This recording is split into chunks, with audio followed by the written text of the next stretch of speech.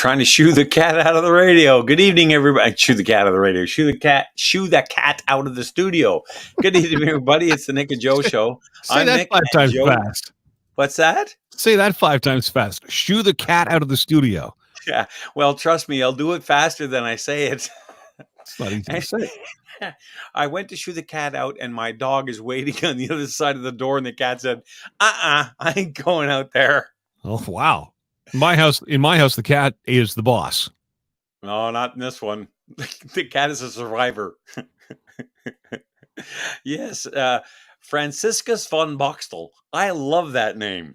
Wooden Really? head present. Let's get this party started. You're absolutely right. Now I don't know whether to call him Franciscus or Wooden Head. See, he's Dutch. He's got to be, because nobody else would use the name Wooden Head. And his actual name is Hein, if I'm not mistaken. So all of this makes no bloody sense. Oh, by the way, I cut you off on the intro, so I apologize. Hi, I'm John. Yeah, well, I'm John Milkey. I own the place. Yeah, that's right. He gets to do that. John is kind of helping me fill in a little bit.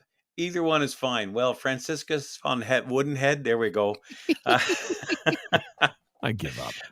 Where was I? Oh, yeah. Joseph can't be with us tonight. He got called away the last minute. So you're stuck with me. You're graced with him. You're stuck with me. So that's the way that works.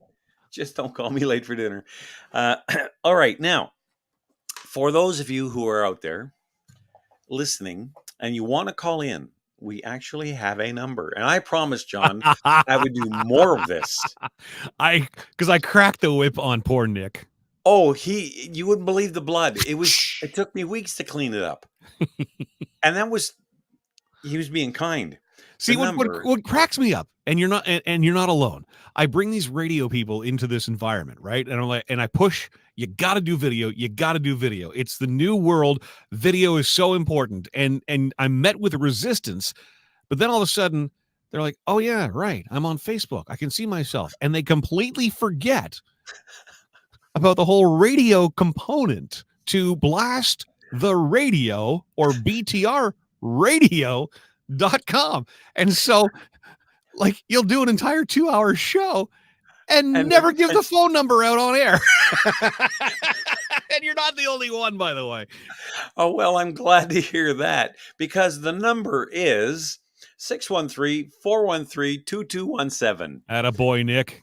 See, I promised you I'd do it, and I'm going to try to do it more often, because we like phone calls. We enjoy phone calls.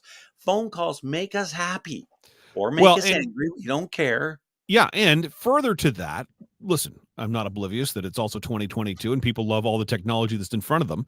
If you want to appear on the screen and actually be on our Facebook stream, our YouTube stream, our Twitch stream, our Twitter stream, become world famous, if you just go to btrradio.com, you will see a little video, a little webcam there. If you click on that, it'll bring you into the waiting room. We can bring you onto the show that way as well. So 613-413-2217, or click the camera and appear via video link at btrradio.com. Now, having said that, when they do that, that does not mean they have to be in the show for the full 2 hours. It's just during the time when they want to engage with us, right? Yes. Because I think a lot of people, when they see that icon, go, I'm not sitting there for 2 hours, just listening. No, I get that. I understand that. I do too. Other than a phone call, you're making a video call. No different than you would do for your work. No audio twitch. Try turning the volume up, Terry. Oh, I see what he meant. I thought he meant a twitch, like a nervous tick. No, Nick. You one of the broadcast platforms you're on is called Twitch. I figured that out.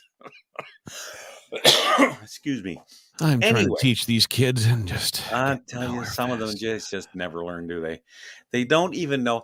And you know what's funny? Because John was telling me, for those of you listening, John was telling me that I was looking for a piece of paper and a pencil or a pen to write the number down. Okay, that number right there, 613-413-2217. All right. I feel like I got a lob of loony your way every single time you can do the phone number now. Here it is. Here's the evidence that I actually wrote it down, because I'm old school and I like to use paper and writing stick, ink or pencil. Fine. I prefer ink because it lasts longer. But At the same time, I recognize not everybody knows what one of these things is or how to use it Well, they correctly. don't even teach that in school, I've come to find out. Never mind cursive writing, they don't teach. I don't think they teach penmanship at all. So I don't understand that. I just I don't don't. get it either. I don't get it either. Anyway, one of the things that I wanted to get into is this idea that I found online an article on. It was actually over on Twitter, and I saw it on the side. You know, I have a sidebar of all the different stories going on. Mhm.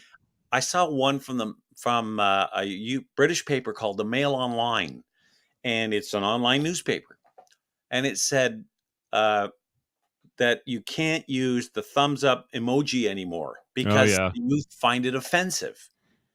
I thought, what? That is a symbol for everything's okay, or we're on good terms, or yeah, like if somebody is walking by and you give them the thumbs up, that's a good thing. Try and stop me from using thumbs up. I'm 53 years old. I've been using thumbs up since I've been sucking my thumb. I'm not going to stop because cancel culture wants me to stop. Well, I think you should probably go get some help with the sucking a thumb thing. Well, no, I got help for that. I'm over that Sorry. now. It's been Are you a couple okay? of years. Good. Yeah. Yeah. Yeah, for somebody your age to be. But Can't yeah, believe I I did mean that. this whole Gen Z now, this whole cancel culture thing. Oh, that's so passive aggressive. We need to get rid of the thumbs up emoji. Where did that term come from? Which You know, passive aggressive or Gen Z or well, cancel all of that culture or stuff. There's a whole new language out there I don't understand. yeah. Like passive aggressive. What do you mean passive aggressive? I'm either aggressive or I'm not. If I'm aggressive, you know it. If I'm passive, you know it. I'm not both at the same time. Passive aggressive is Nick. That's a really nice hat you have there. See, to me, that's just an annoying comment. Yeah, well, it's not just a cool hat. It's an amazingly cool hat. It's camo. It's a See? it's a very I can nice, disappear just by dropping my head. Yeah.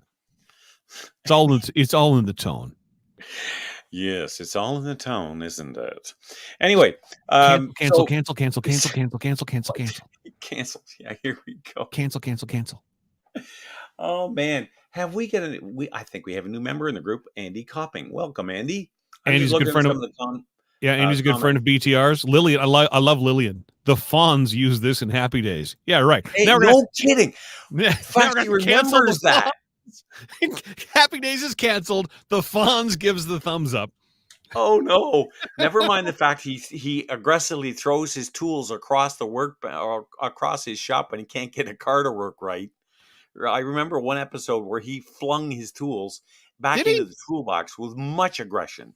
Oh, it would have. I don't remember the Fonz being that guy. Fonz would be like he'd walk up to the jukebox and give it a little, thwap. Yeah, with I know, but it was to get it going. Richie was distracting him, and he wasn't concentrating, and he got mad because it wasn't working right, and he flung his tools back in the toolbox. Only time I ever saw the Fonz lose it. That seems out of Now character. we're dating ourselves because most people, 40 and under, have no idea who the Fonz is. That I'll tell you something. When I was a kid. And this is one of the We Were So Broke stories. What happened was my mother wanted to buy me something for my birthday. And they just didn't have the money. So she went out and at a store in, the bin, the dollar bin or whatever we got to get rid of this stuff. So they pour it all into a big bin. Yeah. Like 95, clearance center thing. Yeah. Right. She grabbed a Fonzie cup out of there, a plastic cup with his picture on the inside, and there was a little bulge in the plastic. It had been overheated or something like that, and it had swollen on one side. And that's what I got for my 16th birthday. That's awesome, though. It was. Look, I knew the situation. I knew what was going on, and for her to find anything, I was very grateful. I had that cup for at least 6 months. I'm kidding. Had it for a while. But it was a symbol of the times, right? The Fonz. Everybody wanted to be the Fonz. And then, so that whole show is really was what wrapped up an era. How did we get talking about this? The thumbs up, because it's a Fonzie thing. Yeah, no, right. listen, you're right. I had the Fonzie doll. Do you remember the Fonzie doll? No, I never got it. I was never one for dolls. So, well, I mean, I was, I had the boy dolls. I had the Steve Austin $6 Million Man. I had I Big remember Jim. the show. But the Fonzie doll, there's a little lever in his back. So he had his leather jacket on, whatever else. And there's a little lever in the back. And his thumb would go up. Yeah. Yep. And I tell the story often on whenever I'm doing an oldies show, and I do several oldies shows. A song will come up every now and then. And I remember that song being on an album that my grandmother bought me, Fonzie's Favorites. Really? And yeah, like so the whole front cover of the album is the Fonz. And the cool thing about it too, Nick, there was a little pop out on the back of the album cover. And it would and you could just put it on an angle, and then you could actually like lean the record up like a photograph. Yeah. So yeah, like Shauna Na was on there, and oh my God, Shauna Na. Get a job. Remember the theme to Happy Days? That was a theme for a whole generation. That's still a great song. Hello, Vicky. There's Vicky and Lillian have joined us. I'm just looking down the list here, trying to keep track of who's in. Holy crap! Your numbers double when you hang with me. Look at this. No offense, Why Joseph. do you think I want you on the air? I get lonely by myself. Lonely, I'm not good looking enough to attract. I'm Mr. Lonely. That's me. Now, Nick Vandergrass. You can tell that I'm out of beer because I have one of those mugs, but it would be filled with an amber fluid right now. But I'm allowed, one 6-pack of beer a week. My wife has said you can have 1 6-pack. And the reason is because the cat, I do a lot of, I'm not as mobile as I used to be.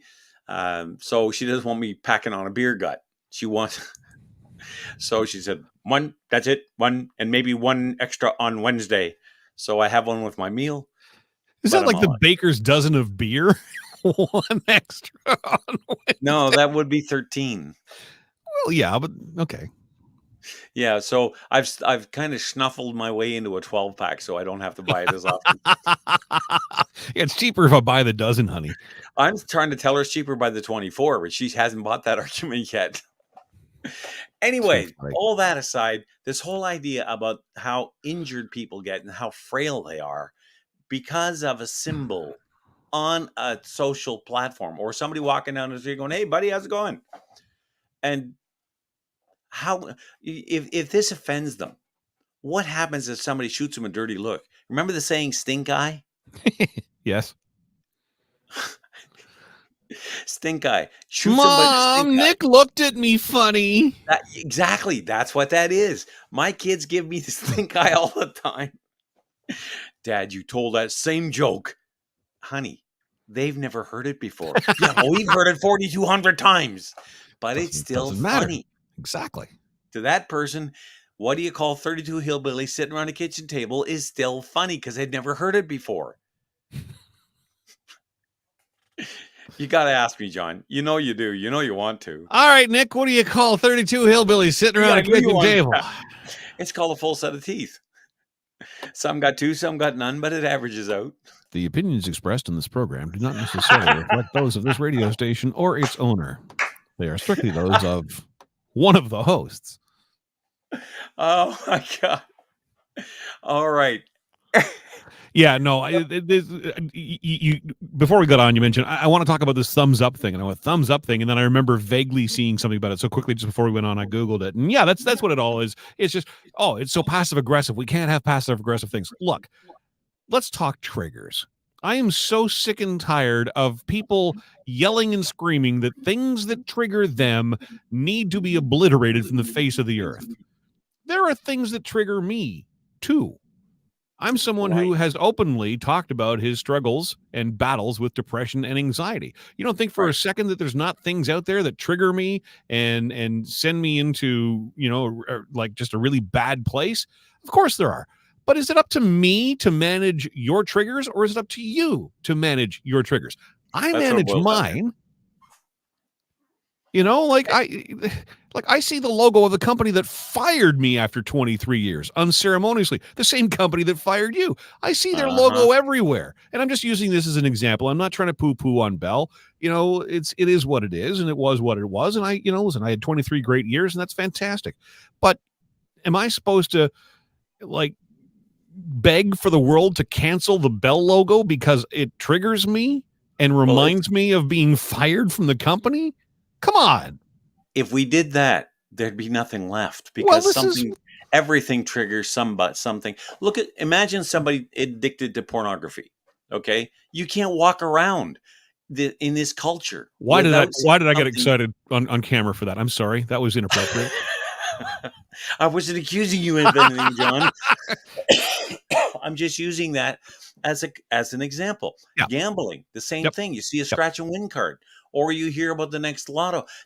There's all kinds of things, and these are vices.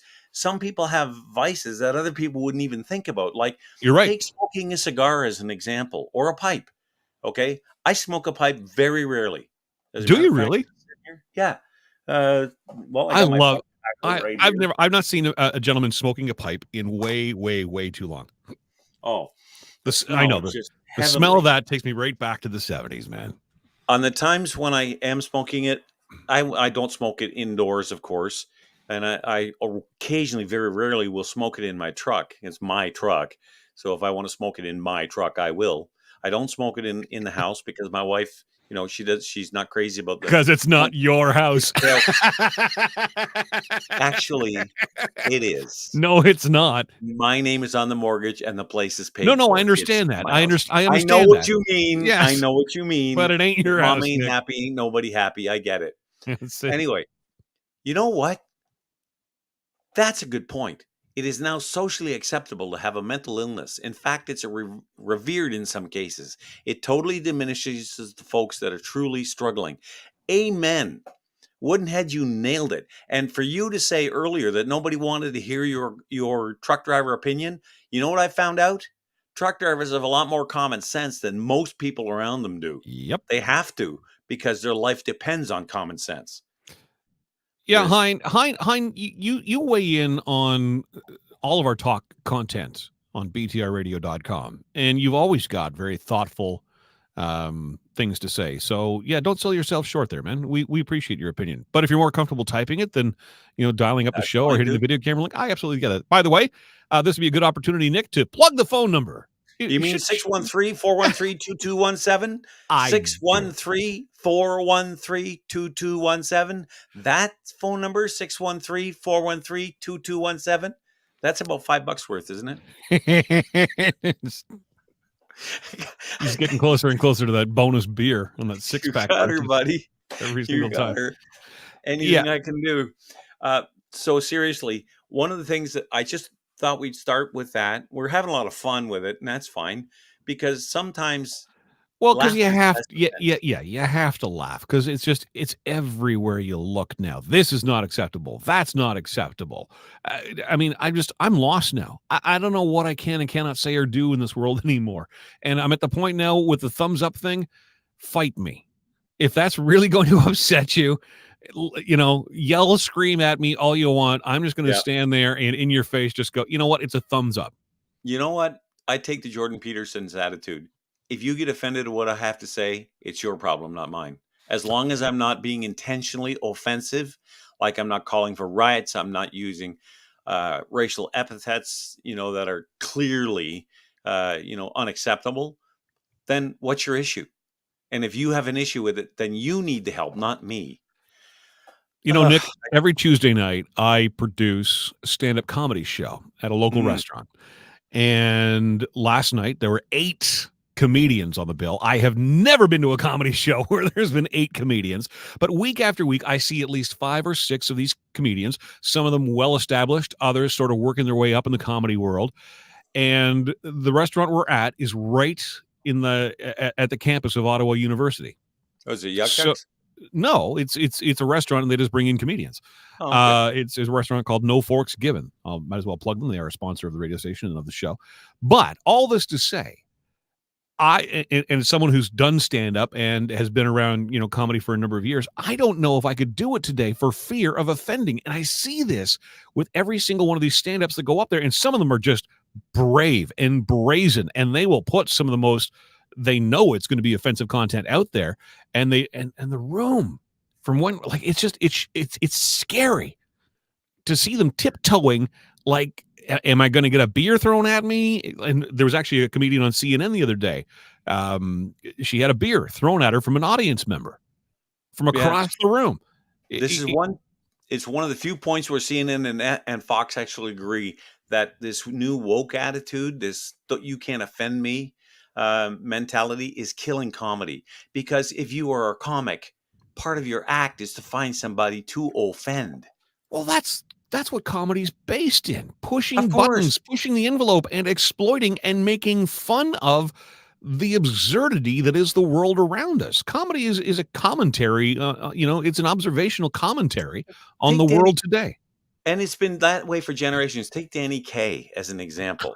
Yes. The guy was a freaking genius, comic genius. Another one would be Robin Williams. Good Morning Vietnam, one of the funniest movies, funniest serious movies I've ever seen. I mean, he had Family Vacation, and he had the Canadian, what's his name, Jim Carrey, doing Liar Liar. In there's Weekend at Bernie's is another classic. Okay, it didn't age very well, but for its time, it was freaking hilarious. Could you release that movie in 2022? Weekend at Bernie's? I don't know. I watched the old one again, and it just didn't age very well. No, but I sort of wonder, how would people react to the whole, walking around with a dead guy? Yeah. Well, they could. Look at what's funny is there is now a backlash against this stuff. There was a guy who was gay who made a movie about being gay, and it flopped at the box office. You know what he did? Yeah, this new movie, Brothers or something? Brothers or Bros or something like that. Yeah. And nobody wanted to see it. It was a terrible movie. Yep. And he blamed everybody else. Like, it's a straight community that didn't come to see him. Well, probably because they're not interested. Maybe you're making a movie for a very tiny niche market. Like, I don't care if you're gay or not. Or maybe, and I would have to ask, my friends in the LGBTQ+2S community, who, may have seen it. Maybe it's just a piece of shit. Well, that was where I was going. Maybe it's just a bad movie. Yeah. There's lots of movies that are not in that genre that never make the light of day. They actually stink and shouldn't make the light of day. Not everybody is Top Gun Maverick. Hey, Nick, we've got Vlad has come into the green room. He is going to appear on screen. So let's see if we can make this happen. Vlad, we don't see you, but we hear you. Go ahead. What's your thoughts today? Can you hear me? Is this thing working? Yeah, we can hear you fine. We can hear you. You sound sexy as can be. Well, that's the advantage of having a sore throat, eh? So it's also the great blessing of radio. Yeah, there's that too. Yeah, hopefully you've got a couple. Just to let the listener know, I invited Vlad on. He's a friend of mine. He runs a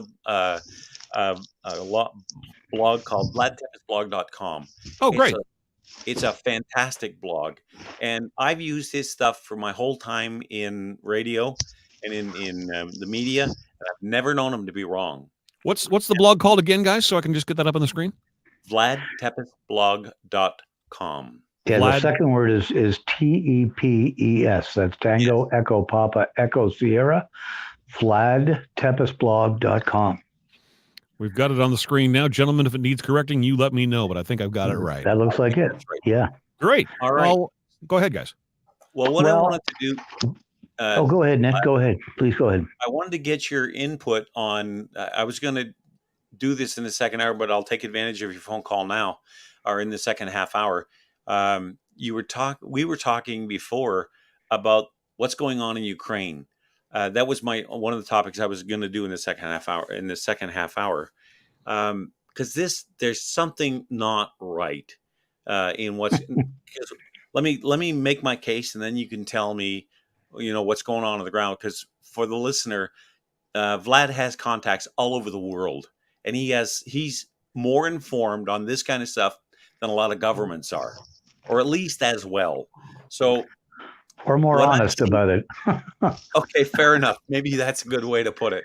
Because when I see this, number one, people by and large have accepted the fiction that Zelensky is some kind of Winston Churchill of the 21st century. He was never that. Ukraine was never a shiny democracy. Zelensky was, at least from what I've been able to glean, certainly you might not put him in let's say Mao Zedong's category, but he was a dictator. He shut down all political dissent, took control of the media, and if you doubt anything out I'm saying, just Google media outlets in Ukraine. Look for opposition parties that are not allowed to exist in or operate about Ukraine. They don't exist because Zelensky shut them all down. Same with media. Yeah. So he's not what you call a shiny, he's no Winston Churchill. And the West seems to have fallen into that trap. So the question I have to ask myself is, what's really going on? Putin, I'm no friend of Putin either. He's not a nice guy either. So you got two bad dogs in this fight, and I don't know whether I should be cheering for either one of them. Like, what's Canada's interest in Ukraine? Why do we send a good chunk of our military hardware over there? What's the point? Well, if you're asking me, I would like to give you at least two different answers from two different points of view and give you some possible resources to check on. The first thing is trying to determine the rights and wrongs of this is subtle and complicated, and I'm not sure that you can sort of pick a team and cheer for that team. I don't think so. I think that this boils down to, like, for instance, I could show you videos from 2014 where the previous president of Ukraine or prime minister of Ukraine, whatever the position is, was making horrible statements about how they intended to treat the people of the Donbass. So the Donbass, of course, is a region what all this is about, where it's a significantly high Russian population. And they had a referendum several years ago where they wanted to become part of Russia because they were being treated badly by Ukraine. By treated badly, I mean school buses being blown up by bombs, Ukrainian military trucks going through neighborhoods and shooting at windows and civilians. Horrible, horrible things. This, I believe, is true. It is Russian propaganda, but propaganda doesn't have to be false, right?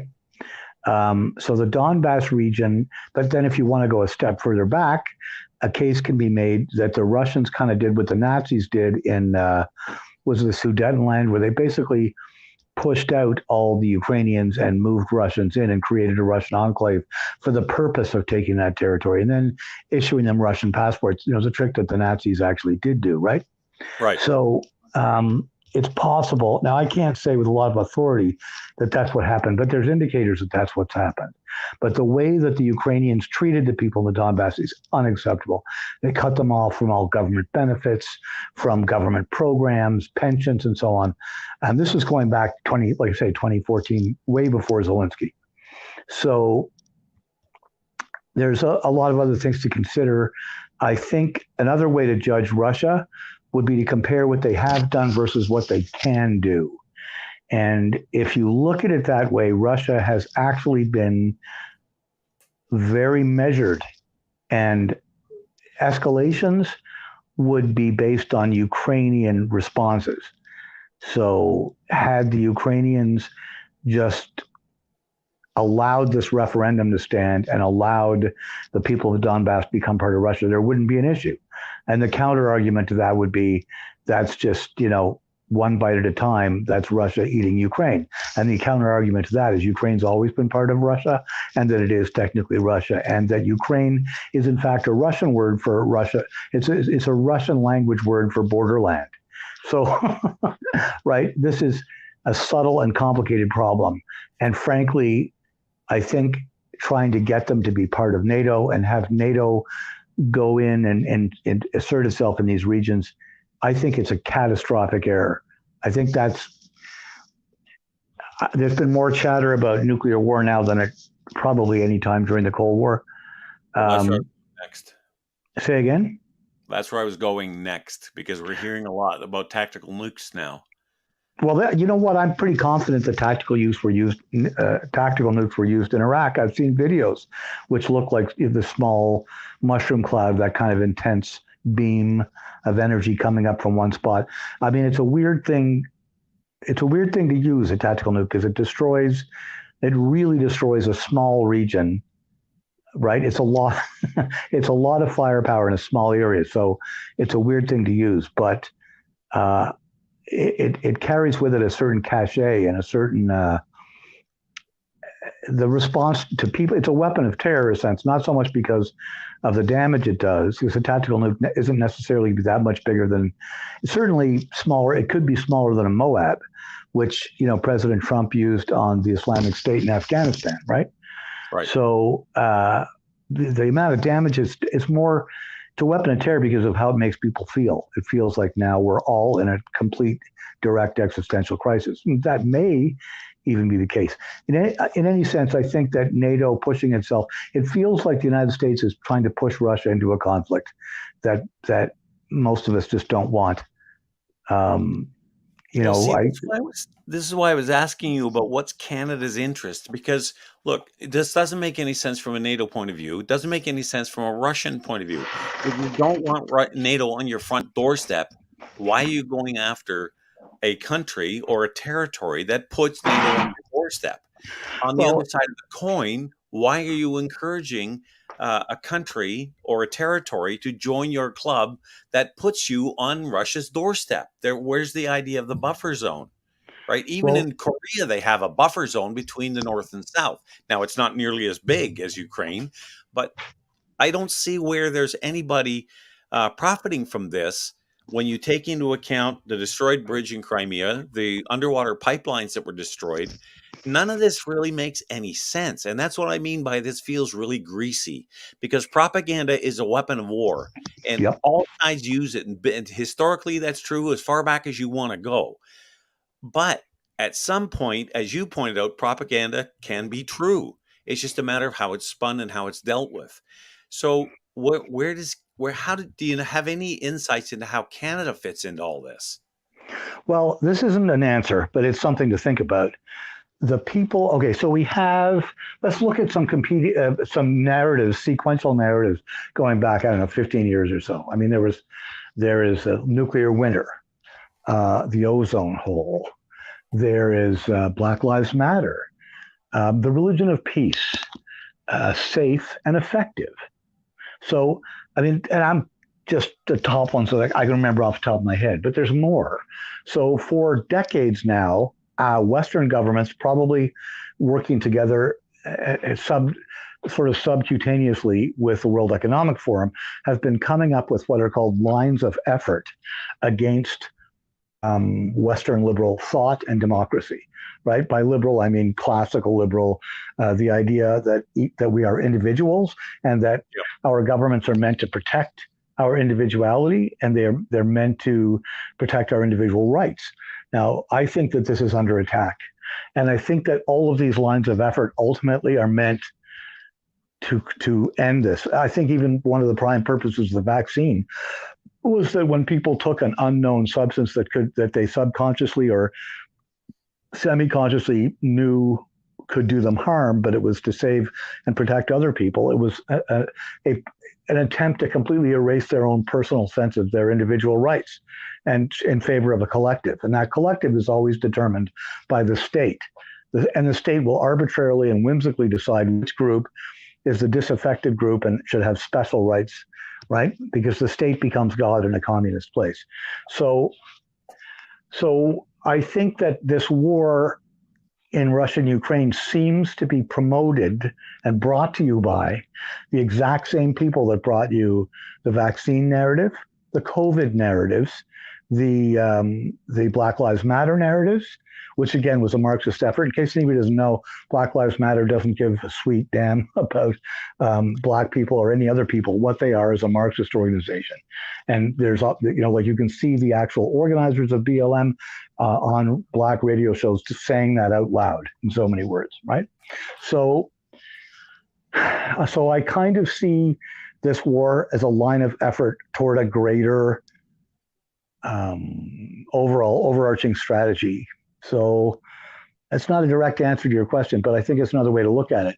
In terms of the more practical stuff, what's actually taking place in that war, how to determine what the tactics are, who's taking ground and who's losing ground.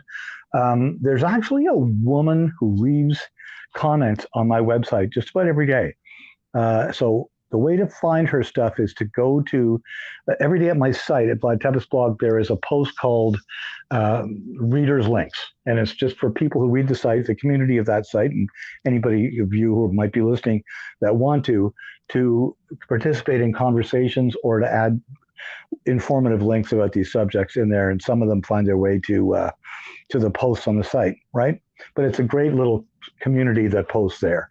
And one woman, she goes by Yuki. That's Yucki, and she posts. She I don't know how much to say and not say, but I know she herself in the comments has put some of her own history. So I'm comfortable saying this much.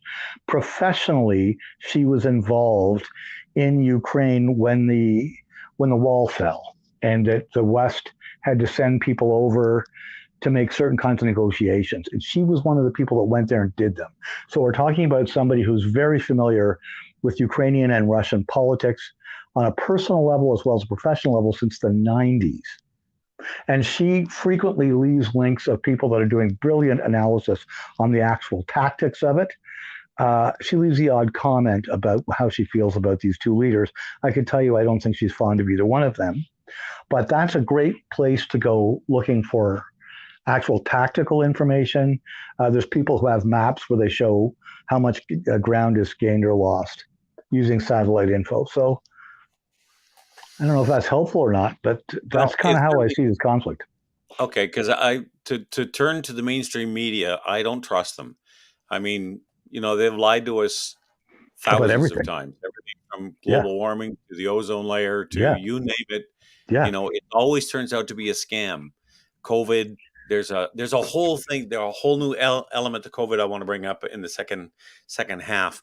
But while I have you, Craig makes a great point. I'm going to read it to you if you can't see it, and then get you to comment on it. Craig says the dominance of the dollar has offered America a great global power.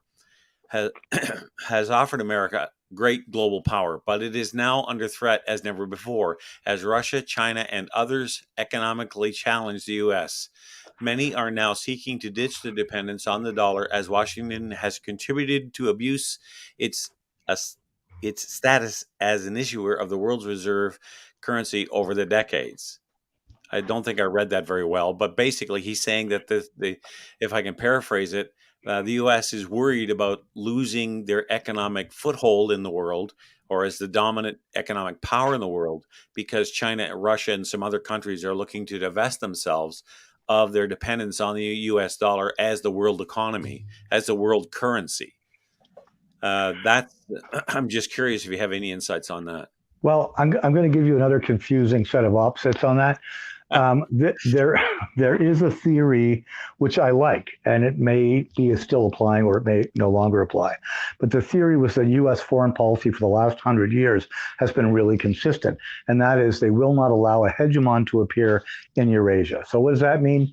It means when you go into Vietnam or to Korea to fight the war, you don't win the whole war. You split the country to make sure that there's no chance that either side of it will grow to become a regional power. So, right, it does kind of explain a lot of wars. It explains the Iraq wars, explains, right, if the United States actual strategy, like if the wars the Americans fight are just tactics, then the strategy would be, okay, we don't want any regional hegemon in Eurasia. Right, it keeps stability, it keeps the ships flowing, it keeps the parts moving. It's probably a good thing for the world.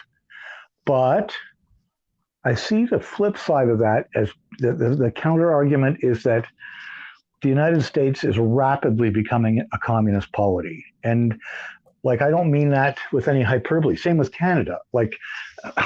There was a trial yesterday at the Supreme Court, which ultimately is going to determine the state of freedom of speech in this country. there's a lot to say about that, but we'll leave it alone for the moment. But both Canada, the United States, and Germany, and all of the Western countries that have WEF associated or controlled leadership, France and so on, is rapidly deconstructing itself, even as a nation state and even as a state of individuals. In fact, like to illustrate the point in spades, there's a program which Trudeau signed on to called the Century Initiative that probably none of your listeners have heard of, but this is actually happening. The Century Initiative is how within, 30 years, they want to increase Canada's population to 100 million people. Now, let's just think about that for a minute. There's 38 million people in Canada right now, and of those 38 million, a significant fraction of them are non-Western immigrants. So if you're going to bring it to 100 million entirely with likely non-Western immigrants, you have completely what you might call dialectically replaced or negated the entire Canadian culture. You've completely obliterated Canada as a traditional Western policy with the classical liberal ideas that we were born and raised with.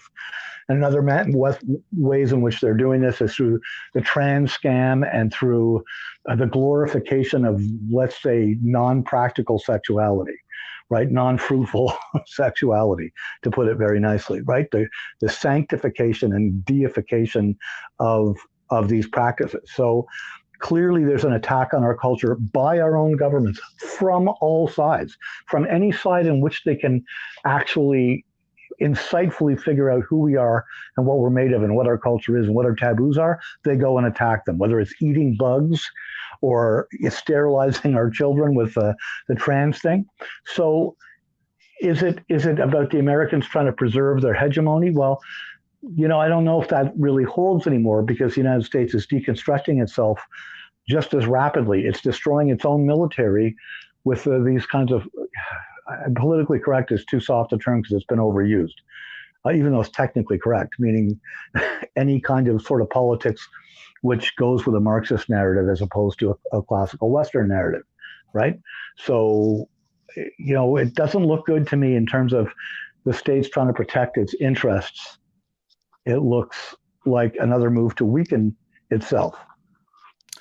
Well, Vlad, I'm going to hold you there. We're way over time for break, but that's okay. I really have appreciated your input tonight. I hope you'll come and join us again, because there's, I've known you for 20 years almost, and you've got a well of information on a variety of topics that we could tap.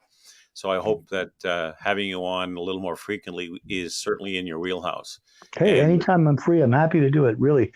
And thanks for inviting me on. It's always good to talk to you, Nick. We just don't get to hang out or to talk as often as we really should. Well, you want to come on up to Sioux Lookout. They sell great cold beer up here, especially in the wintertime. I'm guessing that everything up there is pretty cold in the wintertime. That's why I wasn't worried about saying it was cold. Yeah. All right, buddy. Thanks a lot. Appreciate the phone call. Good night, everybody. All right. Good night.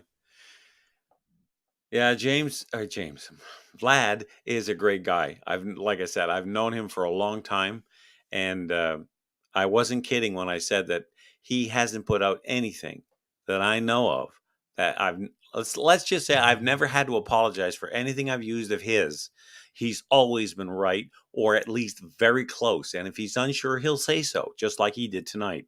So by all means, go to vladtepesblog.com. It's a great source. I use it occasionally. I'm going to start to draw on it a little more to help with content and so on. But with that said, we will take a late break here, give you everybody a chance to do a bio break and maybe grab something to drink. And we'll be back with more on the Nick and Joe Show right after this. We all know that climate change is real. But with countries like China and India failing to do their part, what Canadians need now more than ever is a Made in Canada climate change plan. A real plan that responds to the real-world needs of Canadians. A balanced plan that supports responsible economic growth and strengthens our essential infrastructure.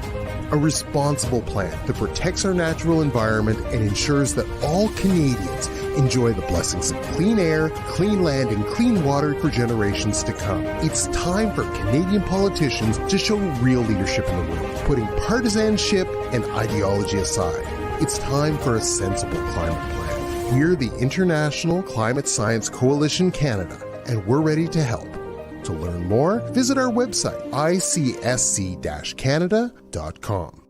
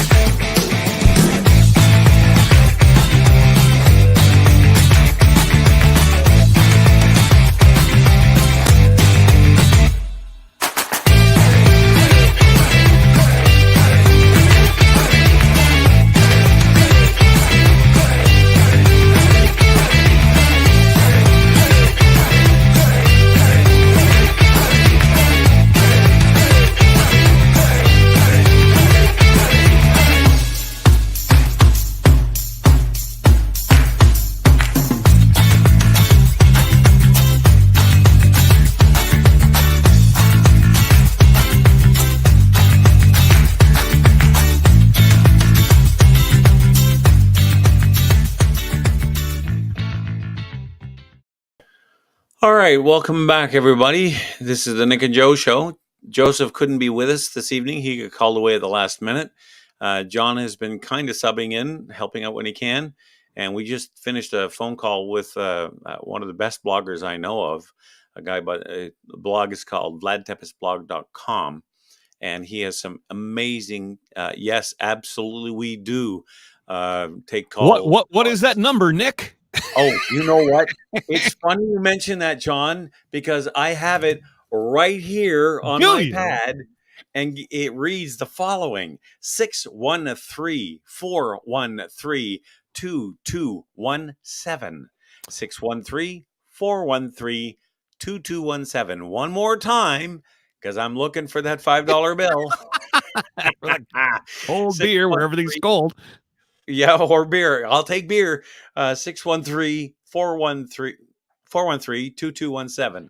And to the person that posted that comment, confused amnesiac. You can also click the video link. If you go to btrradio.com, you'll see a little webcam icon. If you click that, you can come on just like Vlad was on a moment ago, either by video or just by voice. So pick your poison there.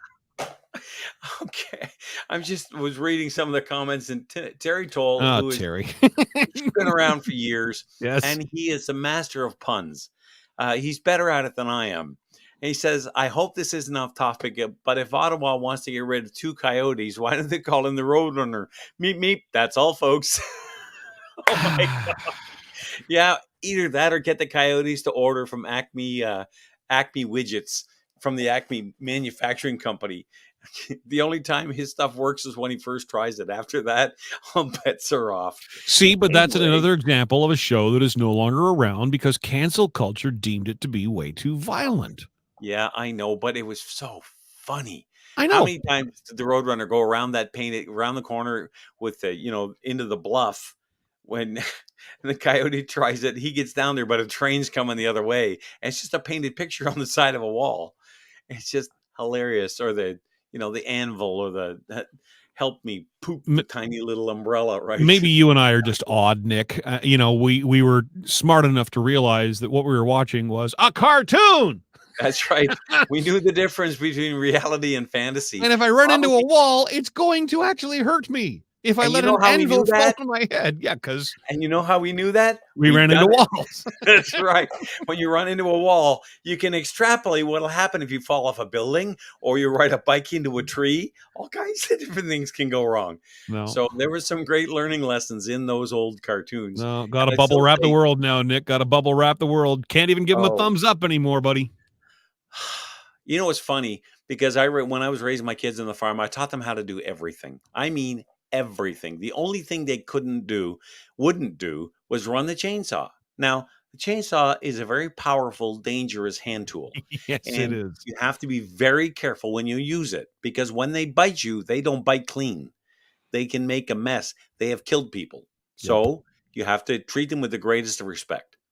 So one day, and this shows the kind of sense that kids have who grow up on farms. I said to my oldest daughter, Kate, I said, why can't I get you to learn how to run a chainsaw? She said, well, first of all, Dad, it's dangerous. I said, I know that, but I do it. I mean, I've still got all 4 limbs. And she said, yeah, but that's more by luck and good management. I said, thanks. And I said, no, seriously, why don't you want to learn how to run it? She said, because if I did that, what would you do? And I said, what every parent does. We'd stand there and supervise. Yeah, be ready to She take said, you to the "That's hospital when exactly you why mess I'm it not up." learning how to use it. But anyway, that I don't know where that came from, but there you go. I had another topic I want to talk about. All right, I know I do because it's right here. bring No, it that's on, and not I'll what I tell you want. why you're wrong. Go ahead. Why? I don't know. I'm just being a Okay. smarty pants. Now, this I found online today, and I can't believe this is far more serious. This is not a joke. This is from Lighthouse Economics. Before you And get I'll too read you. before you get too far, Nick, I hate to interrupt, but we do have a caller just chimed in. All right. Hudson by video stream. You want to do that first, or do you want to carry on with your thought? Oh, phone calls trump everything else, buddy. All right, Hudson, welcome to the show. What's on your mind? Hey guys, how's it going? I was Great. been How are you, listening. Hudson? Pretty good, pretty good. Been listening for like the last 30 minutes on things, and I figured I'm probably gonna take in a younger perspective on Sure, go everything. right ahead. So I have a question for y'all. So what's y'all's opinion on the pro-life and people that are against it? I mean, what do y'all think? Well, you're asking why people are against pro-life? No, he's I mean, I'm asking asking y'all's what our opinions, yeah. personal opinion are on pro-life. Mine, I'm absolutely pro-life from conception till natural death. Same. All right, so I have another question for you. I agree with you, but what happens if it's incest? Then did the situation change at all? Yep. No, and here's why. John, I'll let you respond in a second, but my answer is you don't kill the son for the sins of the father. The Right. child had nothing to do with it. And from my perspective, and I'm an Orthodox Catholic, and that's where my lenses are focused, and that's how I see the world. So from conception, that individual is unique from both parents. Okay, it has its own DNA code, and very shortly thereafter, it develops a heart and a spine and all that sort of thing. When you use the DNA code, is fully human and separate from both parents. So there's no time that you can say, well, it's just a clump of cells, we can get rid of it, which is a very common cause. I understand the trauma that the mother goes through. Like nobody wants, no woman I know of wants to be raped. No one wants to be sexually assaulted. That I get. But if somebody has to die because of rape, make it the rapist, not the baby. And provide the emotional, and I believe in providing the emotional and psychological support for women who go through these things. Because like any other trauma, you can recover from it. It can scar you for life, and in many cases it does. And I'm not saying you can ever make the scar completely go away, but you can learn to deal with it. Is being raped any worse than going through grief that you just can't handle? And I don't know the answer to that. I'm not a woman. Okay, but that's my perspective on it. No, but men get raped too, Nick. So let's not make this exclusively a woman thing. Men do get raped as well. Well, I guess that's why I kind of said sexual And assault. by the way, that's happened in the Catholic Church that you love so much. Yes, it has. Absolutely. And I'm not trying to hide that. I'm just saying that when it comes to these kind of crimes, you punish the perpetrator, not the victim. So I'm of a different school of thought. Yes, and I'm someone who's gone through a whole lot of therapy, and I realize that therapy, has its place, and it certainly helps you get through a lot of things. It doesn't erase things, and it doesn't make things automatically simple or easier to live with. In the case of rape, now incest is a different thing. Is it planned incest? Is it mutually agreed upon? I can't imagine that scenario, but in a rape situation, if she doesn't want to live with that, I have no other option but to empathize with her and fully support her in wanting no part of that. Right. So this is a segue question to another question. You're actually very rare in that you are pro in some aspects and against it in some aspects. In today's society, it's usually very radical to one side or the other. and that's really putting a divide in between people. So I'm gonna have a question for y'all: is there any way y'all think we can fix that? Yes. Conversations.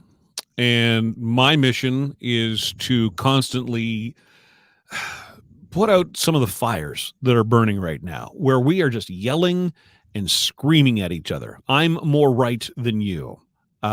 You're more wrong than me. I'm on a quest to find that middle ground, to get us back to that place where we have conversations, where we don't necessarily, and Nick and I are a good example of that. Nick and I disagree on a lot of things, but I have him on my radio station because I firmly believe that even though I don't necessarily agree with a lot of his points of view, he has a right to say it, a right to be heard, and it needs to be debated and it needs to be discussed. And I think only when we get to that place where we can have those conversations do we have any opportunity to move to some area where everybody's somewhat happy. Somewhat. For me, my answer would be that first of all, as long as you're talking, in that sense, I agree with John. I think there are a few things in life that are not negotiable. Like we can't negotiate on murder. If cold-blooded murder. If somebody walks down the street, pulls a pistol and shoots the next person walking down the street just because they happen to be that person, that the first person they encounter, that's always wrong. Okay. It doesn't matter. There's no negotiating that. And there's a few things in life that are like that. It's for 95% of the time, John and I are on the same page. Let's talk. Let's see if we can find a workaround, if we can find a way to move forward together, even though we don't agree specifically on every detail. Let's find that common ground so that we can move forward in a positive way. When it comes to defending the life of another individual, and John may disagree about when that child becomes human and whether it's just, okay. But at the same time, as we go, from my perspective, the very first individual that we have to concern ourselves with is the unborn child, because they have no rights at all. The mother has the right to terminate the pregnancy under Canadian. Well, they don't have the right. There's no law on abortion in Canada. Correct. They can have them right up to the day of delivery. And to me, I'm not going down that road. It's too dark a place for me. I can't handle it. I had 8 kids, 5 girls, 3 boys. And to think about that, I'm a babbling idiot when I get to that point. So, but in general, though, I will agree with John that we do have a lot of common ground that we can work with. And that when you go down that road, it builds bridges so that when you come to these really thorny issues, even if you can't agree, you still walk away respecting each other. And that's a lot better place than throwing eggs at each other from across the street. So here's a conversation I actually had. I am an adopted person. I was born to a teenage mother, out of wedlock, obviously. It was unplanned and I was unwanted. And there was no way in the world that I was going to be allowed to be in that home with her father and his attitudes about bastard children. And I honestly asked, why didn't you abort me? Because I probably would have in that situation. And I'm talking about myself here. So what was her answer? She's a Catholic. It's just not in her DNA to do that. Well, I'll tell you what, John, I'm glad you didn't. I'm indifferent to it. Obviously, I wouldn't have known the difference, right? That's true. But and I say that as someone who, at 53 years of age, has desperately wanted to have children. I would have loved nothing more to have been a father, and that just wasn't in the cards for us. Well, why didn't you ask? I could have rented you some. Yeah, well, I didn't know you then. Let's get back to our caller here. We're kind of forgetting he's part of the conversation. Our caller's Hudson, by the way, and we invite, listeners, we invite your comments. You're welcome to this conversation. Either hit the video link at btrradio.com or call in, and we can bring you into this conversation as well. 613-413-2217. Hudson, how are we doing answering your question so far? Pretty good. You'd be surprised how badly people fumble some of these questions. Well, you know what? Well, I didn't know I was taking an exam here, though. Like trying to get an A. there's no wrong answers, but there's wrong answers. You know what I'm saying? I mean, I've had some people that when I ask simple questions like, can one person be right and the other be wrong? And you can argue with them about hours, and it's just they don't get anywhere, and it's very frustrating at times. You must be fun at parties. Okay, you'd be surprised. Hey, you'd be surprised. But you know what? First of all, because you sound like a younger man to me. Than, Oh yeah, can I ask how old you are? I'm 17. Are you really? Get out of town. Are you I am. serious? Yeah. You're very You know mature for what? 17, Hudson. Thank you. I you're appreciate that. absolutely, because I know a lot of teenagers, and believe me, you are in the top 3%. And most of that Thank top you. 3% are my own kids. So you're doing really well. Thank Because you. I they're a really lot more mature appreciate than that. I am sometimes. But most of the people of your generation, never mind maturity of thought and the ability to think and reason that you have demonstrated, they can't even find the provincial capitals on a map, never mind understand the concepts you're talking about. Well, I mean, at the end of the day, my generation is going to screw over the world one way or other. I mean, well, I mean, if you Not with think people about it, like you in it. if you look at it, the majority of the people, at least in America, my age, they don't have a ethic or anything that they can fall back on once, their parents die or their money stops coming in. They don't have anything to fall back on. They don't have any knowledge. Gender studies isn't going to get you anywhere in the real world, and the Can government I can't ask? bail you out forever. Can I ask where you're calling from? I'm in Alabama. Wow. Oh, wow. Well, Well, first of all, we got to start giving out the U.S. number then, because I do have a U.S. number available. So, although international, I guess, calling from in Canada, where we're based, if we call the States, they ding us on our cell phone bills. I think in the U.S. you can pretty much call anywhere, and it's not really going to cost you too much. So, Yeah. I wanna hope tell it's you- not, Hudson. Yeah. Hudson, I don't want to think make a point. Don't believe the mainstream media when they tell you that your generation is completely screwed. And I'm not trying to be, patronizing, but as long as there's people out there your age who can think and reason the way that you can, there's hope for the future. I am not a narcissist. I am not narcissist, wrong term. I am not a pessimist. I think that youth like you, look, it doesn't take a lot of people to make a huge difference. Let me give you just an example from history. Do you know how many fighter pilots were involved in the Battle of Britain that saved the Western society? Because if Britain had been invaded and conquered by Germany, it would have been a completely different outcome. Do you know how many fighter pilots were involved in that? I do not know. 150. Wow. That's yeah. So don't think that just because there's not many of you that you can't have a powerful influence. Right. Yeah. We Well, need more people like you. You're free to Hudson, call the show yeah, any. I'm impressed that you're 17. These are pretty heavy questions. When I was 17, I wasn't thinking of these things. You were thinking the same thing I was, beer and girls. Pretty much. Yeah. Pretty much. But what are you looking to do once you get out of high school and sort of move on in life? You seem to be, very concerned about this and very obviously politically inclined anyway. Yeah. well, as of right now, I'm not too sure. I mean, depends how things go. I mean, as of right now, if you look at social media and how they can market and push whatever narrative they want, and people will believe it because they can control, what they say is false will be false. I mean, you can look at news reports. I'm not trying to get political, but like the Trump's racist news reports, everyone reported on that, but there was never any evidence that he was. They just said he was, so it became the truth. If everyone believes something's the truth, it's the truth. Look at the Well, money Alex Jones has made, and yet he's got to cough up $943 million on top of the $50 million he's already been dinged with, and he's claiming he hasn't got it, and yet he couldn't even be bothered to be in the courtroom today. He's back on his social media streams saying, "Oh, I guess I've been found guilty of this. So if y'all want to pitch in a couple more bucks to help me out, we can carry on doing this thing." Well, what a nutty world, dude. it is, but you know something?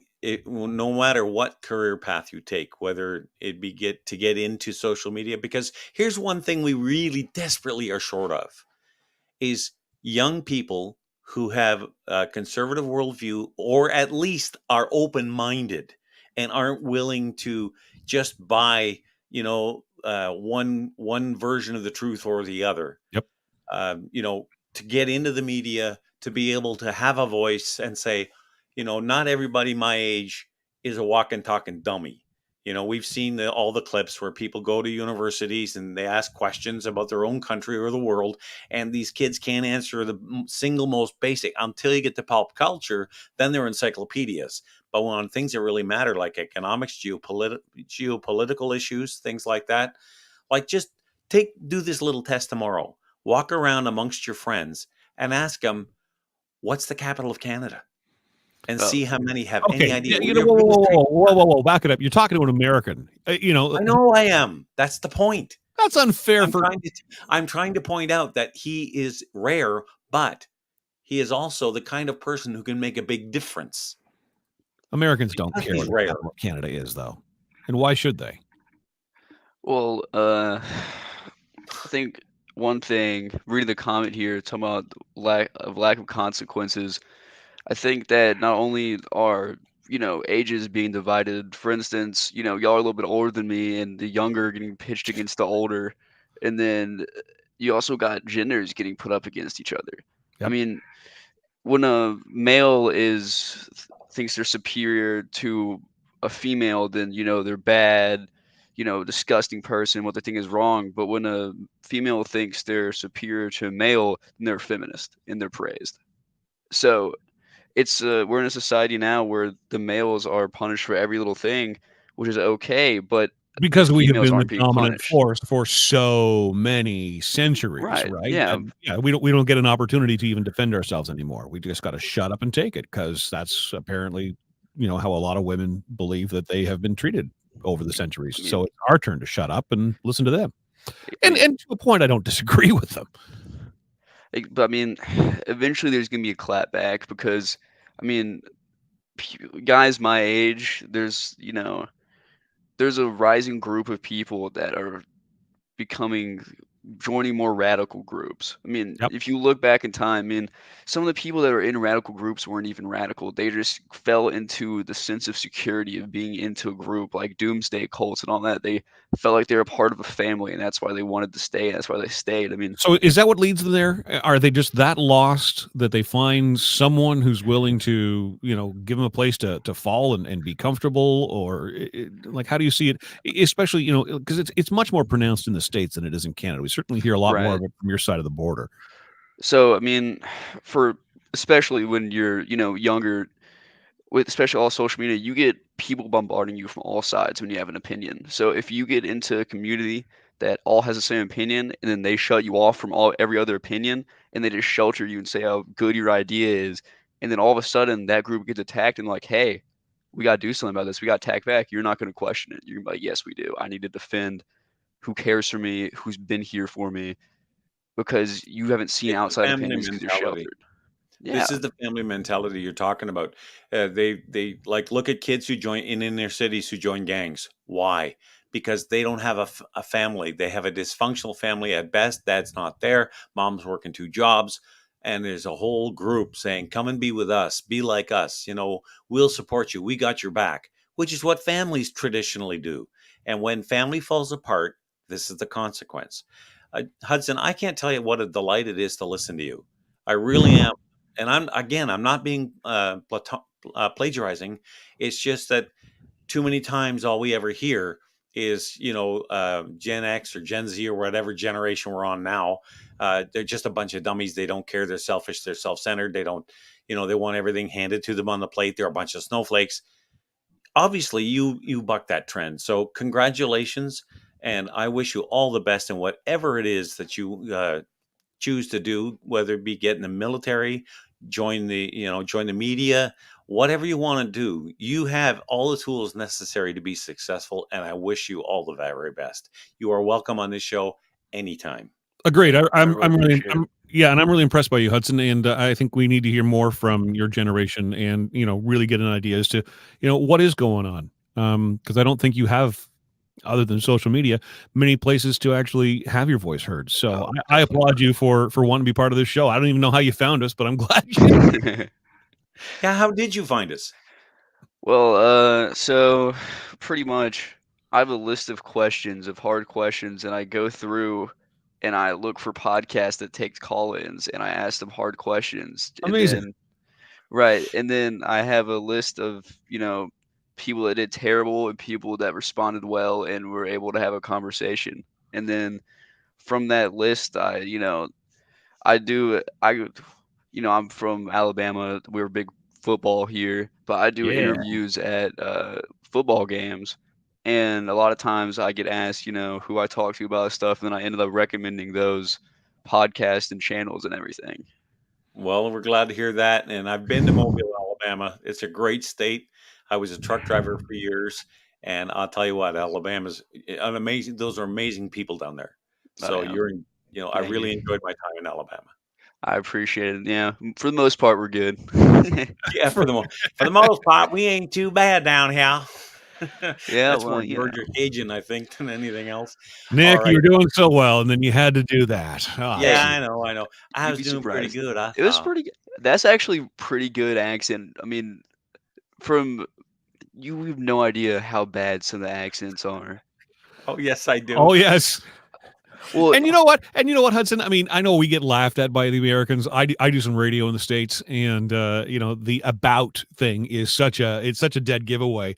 I've done stuff for NBC, Fox, CBS, and they always send it back saying, "You said a boot." And then you get into the east coast of Canada, Newfoundland, Cape Breton, and we've got very different accents there. But yeah, no, I've recognized working in the States now. I think I'm finally past the boot thing. And Well, all you have to do is Hudson, am I saying it right? About. hey, however you want to say it, it's fine by me. But that is how I say it. Yeah. Yeah, until I get letters from the radio All we station have and the to listeners do are like, now "Who's is- this guy?" all we have to do now is teach him how to spell honor and color and anything. Oh, Okay, I'll tell geez. you one thing. And it's lieutenant, not lieutenant. I say "ol." I can't pronounce. I say "ol" instead of "oil." I can't say that correctly. I yeah. say "ol." Oh, That there's some pretty dark oil. Yeah, so there's certain words. I typically try to hide my southern accent more because usually, if I talk with a southern accent, people don't take my ideas as seriously. Yeah, they think That'd be you're true. a cable Yeah. guy. Yeah. So I Who is from typically, Wisconsin, by the way? so I typically try to hide my southern accent, but sometimes it will come out, like when I say That's y'all all and right. stuff like that, and then Don't but you worry, Hudson. We understand you up here. Yeah, I do. I'm from the south as well of Canada. Yeah. So am I down near Windsor. Hudson, you're a lot of fun. Please, the station is btrradio.com. We've got several talk shows, music programming as well. So I'm just guessing. I own the radio station. Nick and his partner Joe typically do the Wednesday night show. I'm just sort of filling in. But feel free to call into any of our properties, and I hope we got a passing grade and you'll say nice things. Oh yeah, no, about definitely one us of the at the best. game. Definitely, I would say y'all are definitely the best politically wise, but I didn't end up asking you about any theories or anything, so we might have to do that next time. Next Anytime you Wednesday. wanna call, Next we'll Wednesday, take 8 till it. 10 Eastern. That's, All right. that's right. We're Sounds gonna be good, right guys. here, son. Don't you worry. I Nick. appreciate it. I'll deal with Nick All for you, right. Hudson. Thank you so Take much. care, Hudson. Have a good Thanks night. for having me, guys. Have a good night. Hey, thank y'all. See what I Oh did man, there? I enjoyed that. Thank y'all. Yeah. Seriously. I mean, not to blow smoke up his butt, but when he said he was 17, I was floored. I thought he was going to say 30. Yeah. I was going to encourage him to maybe think about getting into media because he was well-spoken. I'm going to discourage you from getting into media. And what I'm going to suggest is you look into doing something where you're streaming and which I guess in a sense is sort of the more modern media. Say the difference would be what? So just to be specific, stay away from the traditional media. You're a smart guy. You know what's going on. You've got all the right questions. You're heading in the right direction. Do your own thing. Make millions. Remember who sent you there, because I'm going to need your help someday. There's no retirement plan here. We'll ride along picking up the change you drop behind you while we ride on your coattails. All right. You had another topic you wanted to bring up. You want to go to a quick break, Nick, and then we'll come back let's take a quick tackle break, that. 'cause I need to go and do a bio break. So if you actually, yes, we'll do that. We'll take a break. We'll come back and we'll enter into, where are we? What time is it? Okay, so we got about 40 minutes left in the show. We'll finish it off. Good. All right. You guys stay there. We'll be right back after this. Who says you can't turn the clock back? Experience the excitement of open-air flying and see Canada's National Capital Region like you've never seen it before from the open cockpit of a vintage 1930s biplane. Are you up for the adventure? Put on your helmet and goggles and strap yourself in. Book your flight today. Go to OttawaBiplaneAdventures.com. That's OttawaBiplaneAdventures.com. Ottawa Biplane Adventures. The adventure begins here. Oh my gosh, that was so exciting! I gotta do it again.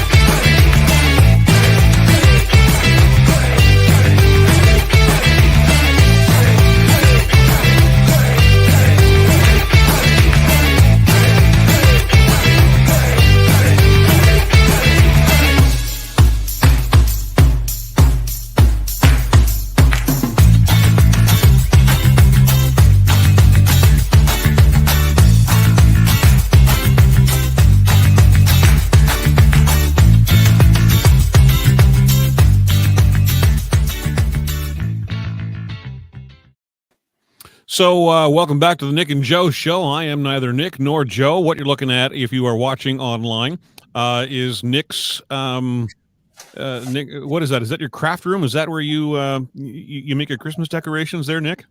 My wife does crafts. I sit on this side. This is my half the room is my office, and the other half is her craft table back there. She does a lot of, and yet you continue to claim that this is your house.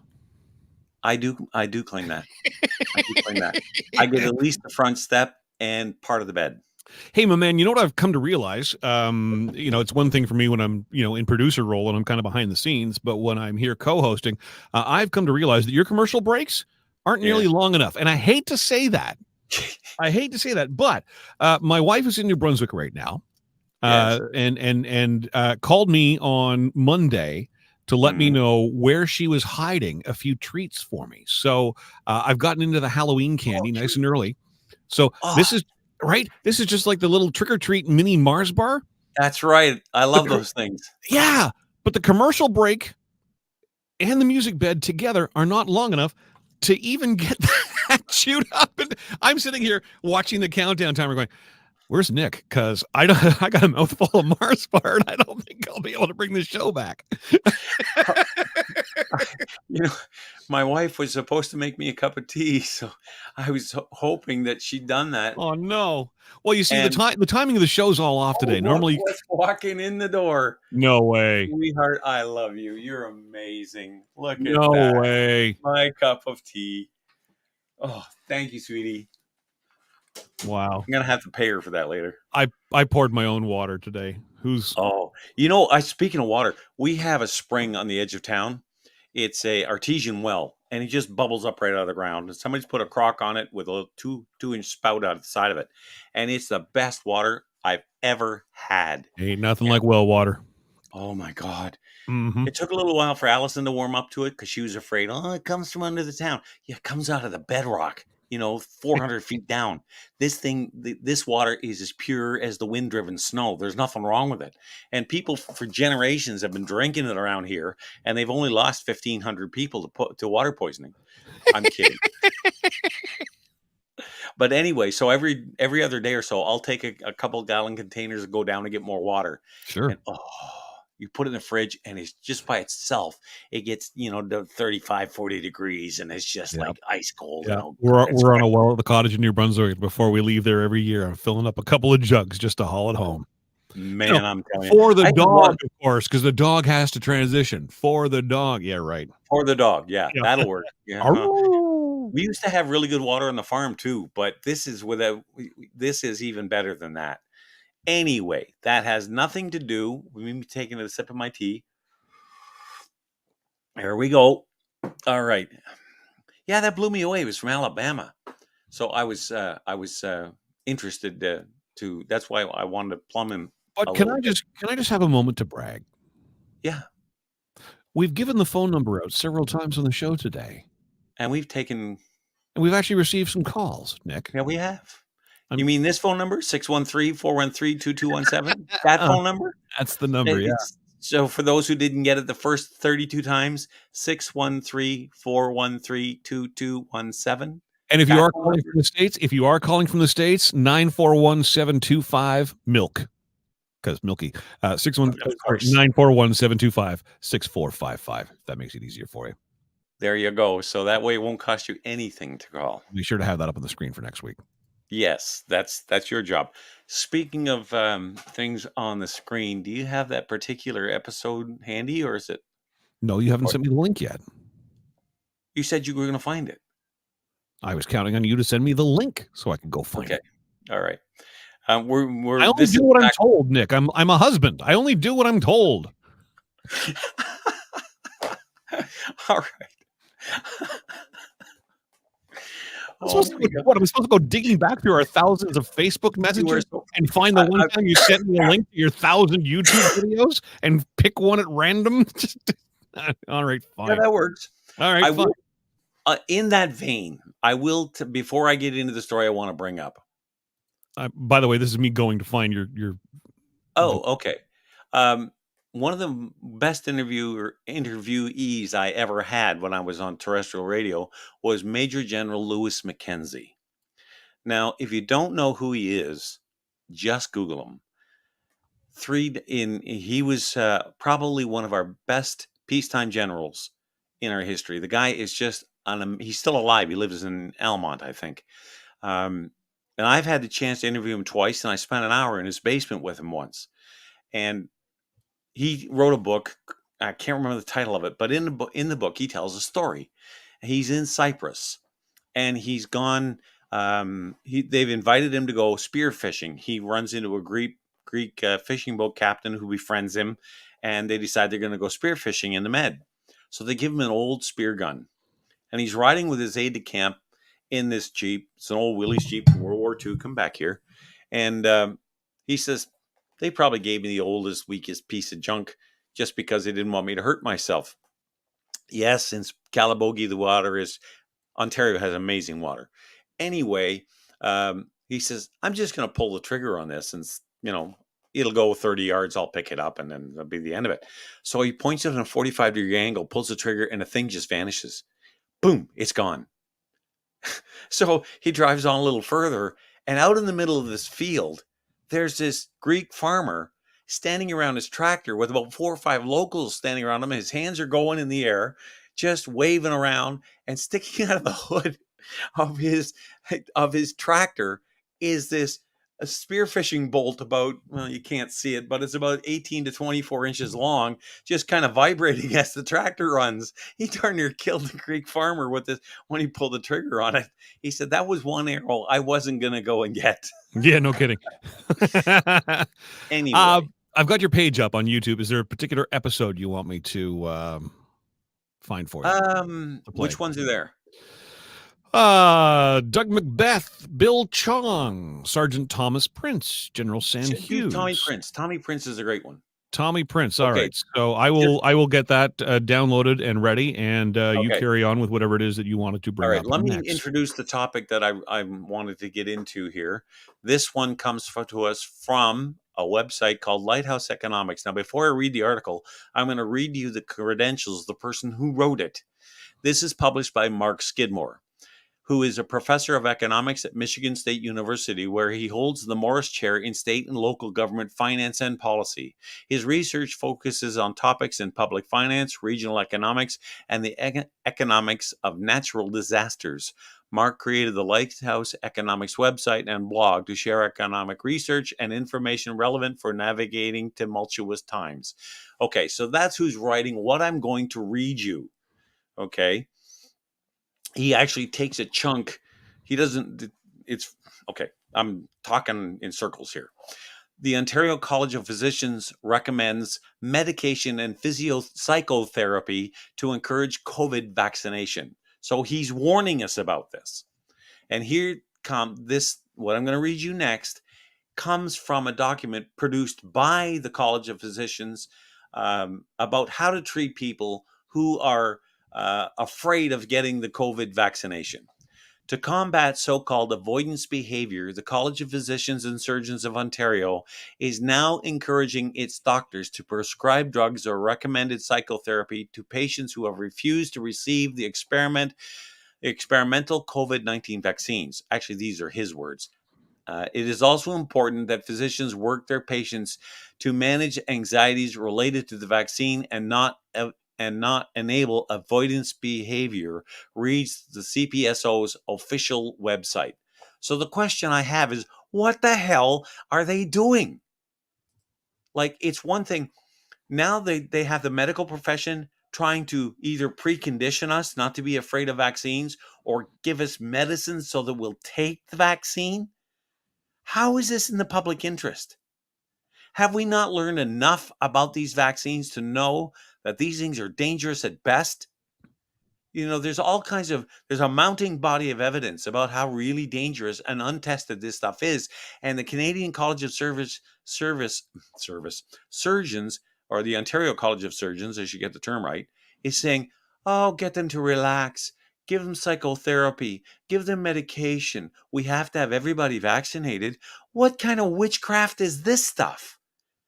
It blows my mind. So if you've got any comments on it, 613-413-2217, give me a call. Let's talk about this, because this stuff, you know, I've told some people about that, and they said, over my dead body, even if they already have been vaxxed, because people have realized this is a scam. How is this? Go ahead. No, how is it a scam? Because by the fourth booster, if you are still vulnerable, then there's a problem somewhere. If you took your dog to get a rabies shot and had to get it boosted every 6 months, you'd want answers. I have to get my dog's rabies shot boosted at some frequency. At some frequency. And I have to get my flu shot every single year. Yeah. Yeah, but that's your choice. Nobody's making you. Nobody's threatening your lifestyle. It's my choice to get the COVID vaccine or not, too. Who's forcing the COVID vaccine on me? If I wanted to get a job in aviation, if I wanted to become a pilot or an air crew, I have to be vaccinated. All right. So that choice is now taken away from me. Up until recently, I couldn't cross the border. I couldn't leave my own country. Until recently. We've learned, and we've changed, and we've relaxed the rules on that. Yes, that's true. But it was only because... So why is this still a thing? It's still a thing, because what is this nonsense that the College of Surgeons is putting out? Why don't they just say, look, here's the vaccine. If you want it, come and get it. If you don't want it, that's fine too. We're not going to punish you one way or the other, just like the flu vaccine. Why is this different? To me, it's not. I've opted to get the vaccine. I'm at number 4, and I understand there's a 5th. And yeah, I'll probably get the 5th too. I have no problem with that, because you're choosing it. Mm-hmm. I choose differently, and I respect that. Okay, I think you're batshit crazy, but the government doesn't. The government punitively went after Irish travel. I'm sorry, they did. I could not get on a plane, train, or cross the border unless I was vaccinated. Initially.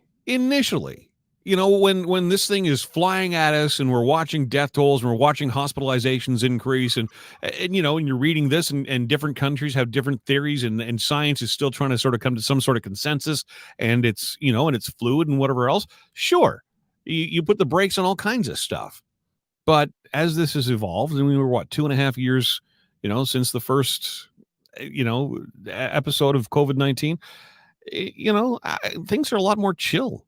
When it comes to that. I mean, well, I think there's a reason for that. First of all, people have realized COVID is not the killer we've been told it is.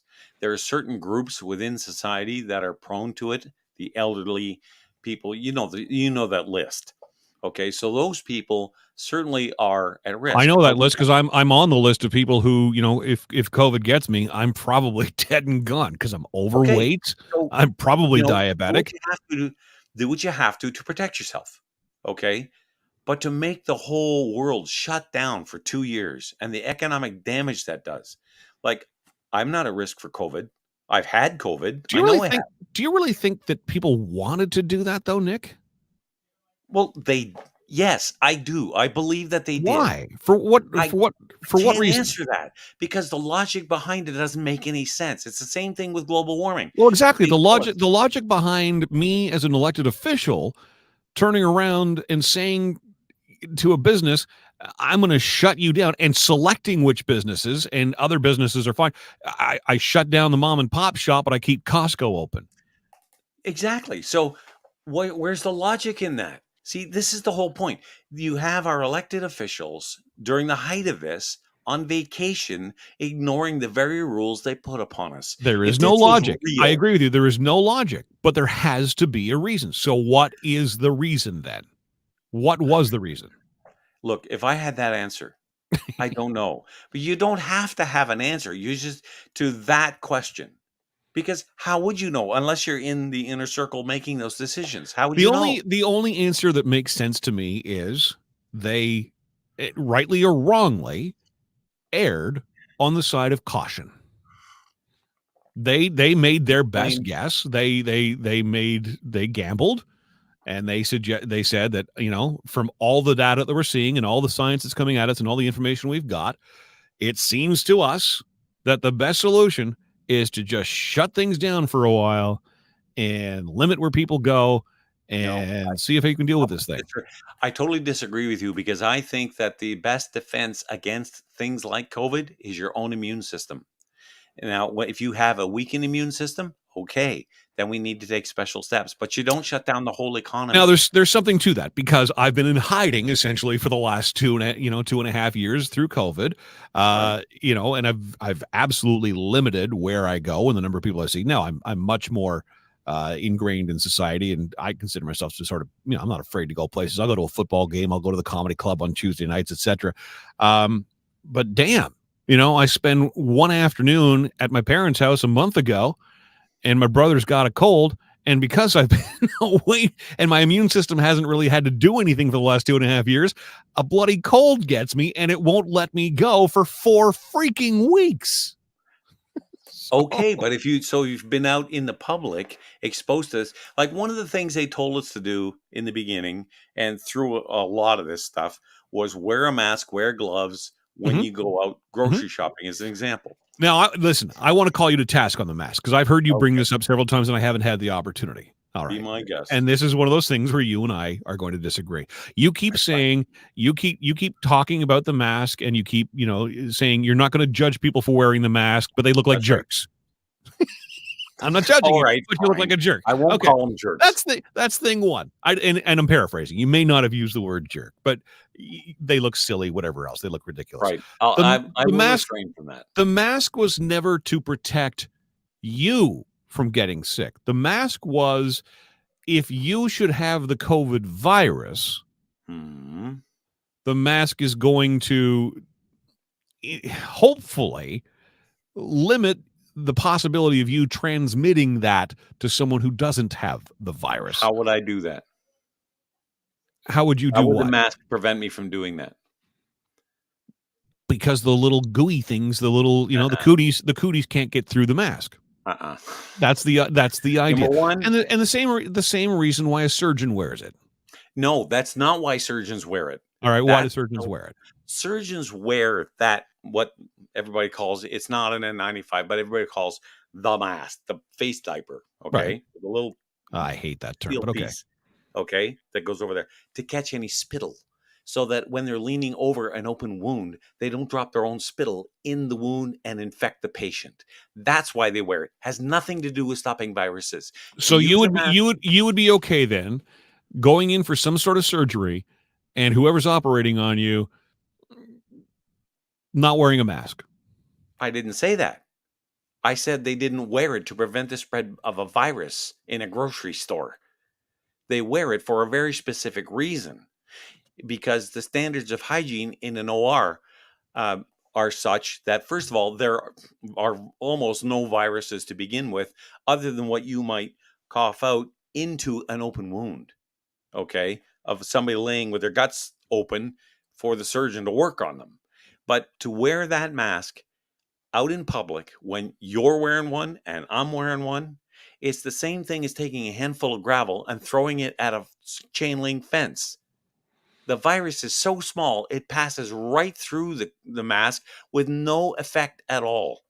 They're a complete waste of time, especially the bandanas and things like that people used to wear. Now that I You're agree. wasting your But time. a proper medical mask. Look, at the end of the day, if it makes you feel more comfortable, if it makes you feel safer, and if it even increases our chances a little bit of not getting sick, why the hell not wear it? Well, look, if it's a comfort thing, if it's Linus's blanket, okay, fine, I don't care. But why would you impose that on everybody? Again, because we were in a situation where we didn't know exactly what we were dealing Well, with. it didn't take as long to figure it out because And obviously look, the COVID rates kept going up, Doug Ford, who of course mandates this in this province. right? We'll use I have him a as an big problem example. with him, by Sorry, the way. Doug. I know you do. And listen, I don't mean to throw him under the bus, but he is the person in charge. He is the premier of this province. Where the hell was I going with that now? He's not an expert on masks.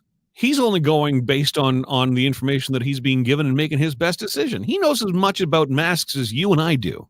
That's right. Let me ask you a question. So he's making his best guess based on the information he's got, with trying to do his very best to protect the Actually, citizens of the I'm not province. even going to cut him that much slack because all he ever said was we are going to follow the best medical advice. That's not what a leader does.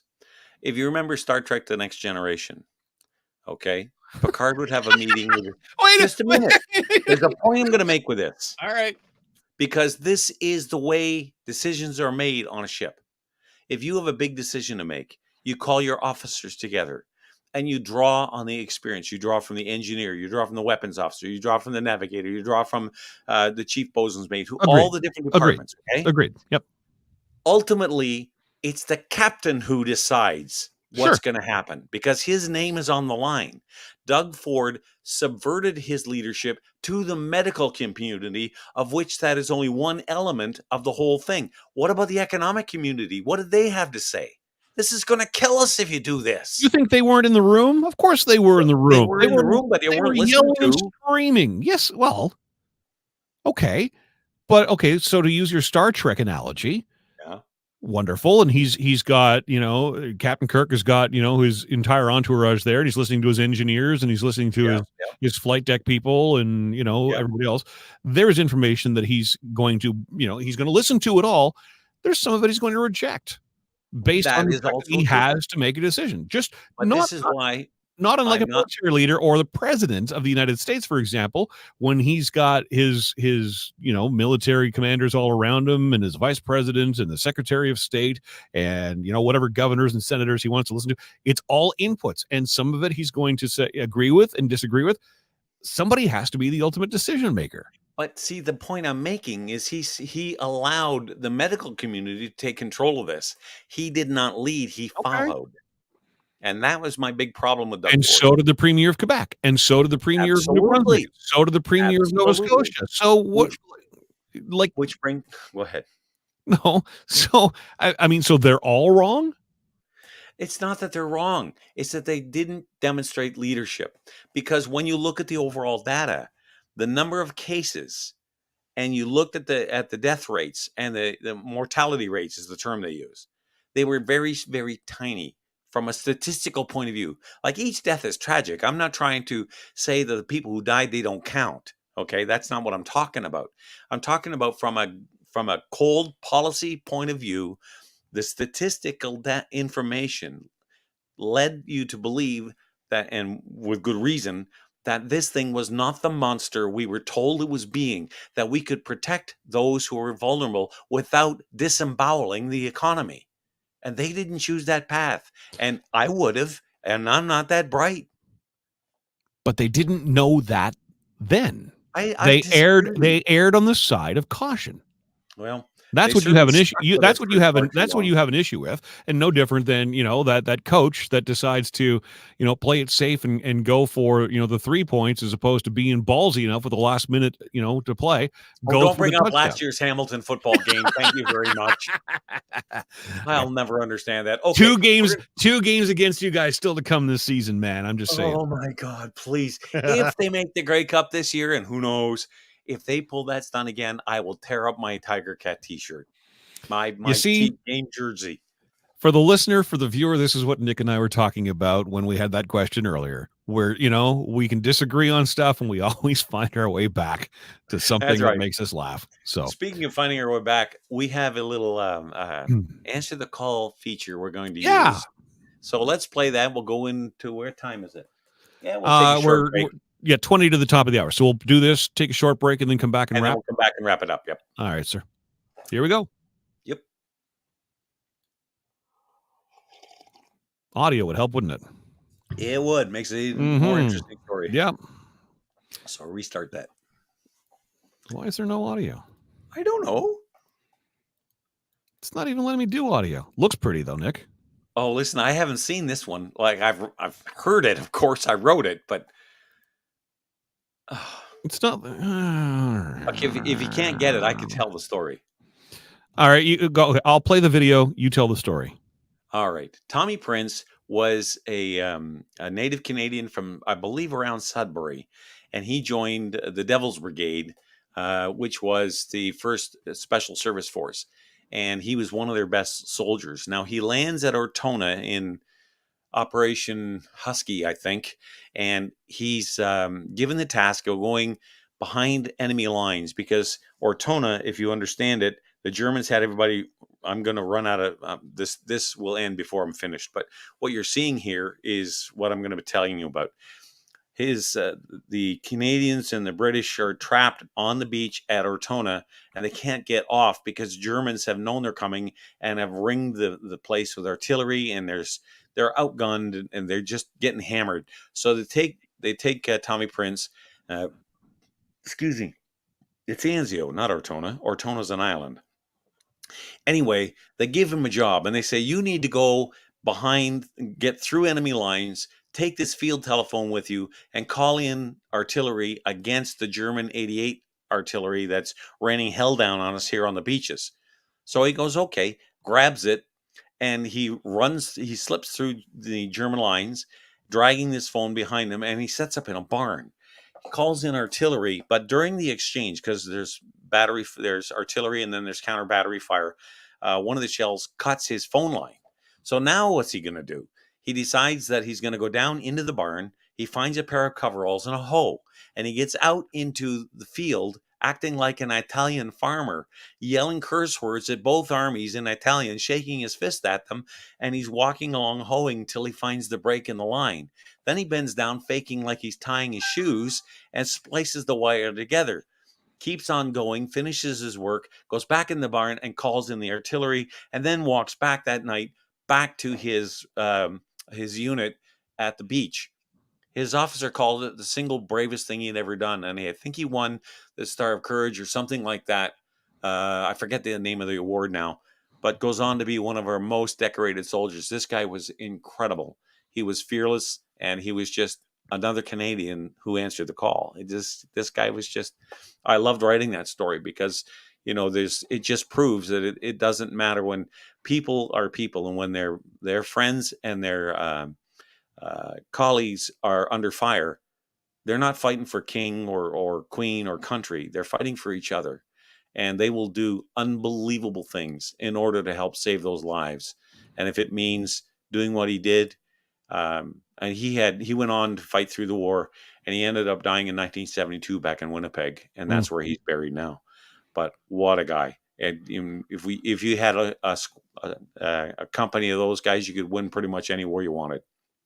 Hey, full credit to you too, by the way, for you were completely on the spot there. I don't know why the audio didn't come with that when I imported that, but it didn't. And well done, sir. Well done. Well, it's just I remember the story, and it was I got a chance to meet the surviving members of the First Service Force in Ottawa. They came 75th anniversary of D-Day or something like that. They were in town. I was still on terrestrial radio, and I remember going down to the memorial, and they had every special service force in the Western world there. They had the British SAS, they had JTF2, they had the Rangers, they had Delta Force, they had them all. and these guys looked at the first Special Service Force, or the Red Devils, or the Devils as they're called, the Devils Brigade. I keep calling them Red Devils, as their grandfathers, the people who plowed the way for what they do. And they were all gathered around the cenotaph. And I remember the company sergeant major of the Devils called them together. And these guys were soldiers through and through. They bitched and they grumbled and they swore, and they got up and they formed up and they marched off just like they would have 50 years ago, 60 years ago. So, you could tell it was entrenched in them. And I got a chance to interview them later on the radio. It's one of the highlights of my career. These guys were real heroes, very humble. You knew they could kill you just by looking at you sideways, but they never would, right? Their training was such that they knew when to turn it on and turn it off. And they were in their 80s at the time. So it was a real treat to meet them. I'll never forget that part. So cool. Good job. All right. Time to take a break. We'll be right back with more after this. Let's make it long enough for me to have a Mars bar too. Okay. We all know that climate change is real. But with countries like China and India failing to do their part, what Canadians need now more than ever is a Made in Canada climate change plan. A real plan that responds to the real-world needs of Canadians. A balanced plan that supports responsible economic growth and strengthens our essential infrastructure. A responsible plan that protects our natural environment and ensures that all Canadians enjoy the blessings of clean air, clean land, and clean water for generations to come. It's time for Canadian politicians to show real leadership in the world, putting partisanship and ideology aside. It's time for a sensible climate plan. We're the International Climate Science Coalition Canada, and we're ready to help. To learn more, visit our website, icsc-canada.com.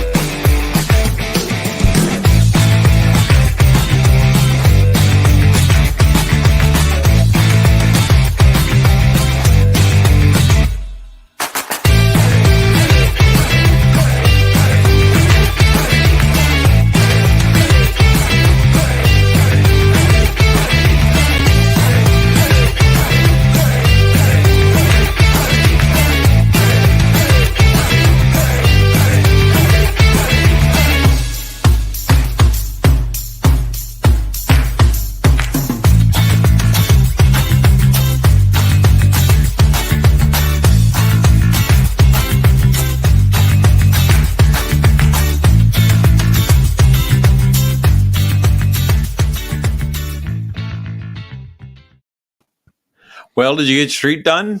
With 5 seconds left on the clock. I walked out of the studio and I went in. We have these little Voortman cookie things. And I passed, excuse me. I walked past my wife. She looked at me. What are you doing? I said, if John can have a Mars bar, I can have a cookie. See, we're both paying the price now. We're choking because we wolfed them down so bloody. Quick, you only got 3 seconds left. That takes me back to the days. That takes me back to the days, my early days on terrestrial radio, when we were playing songs off CD, and I was a smoker. And were you in the old building on Walkley Road, Nick?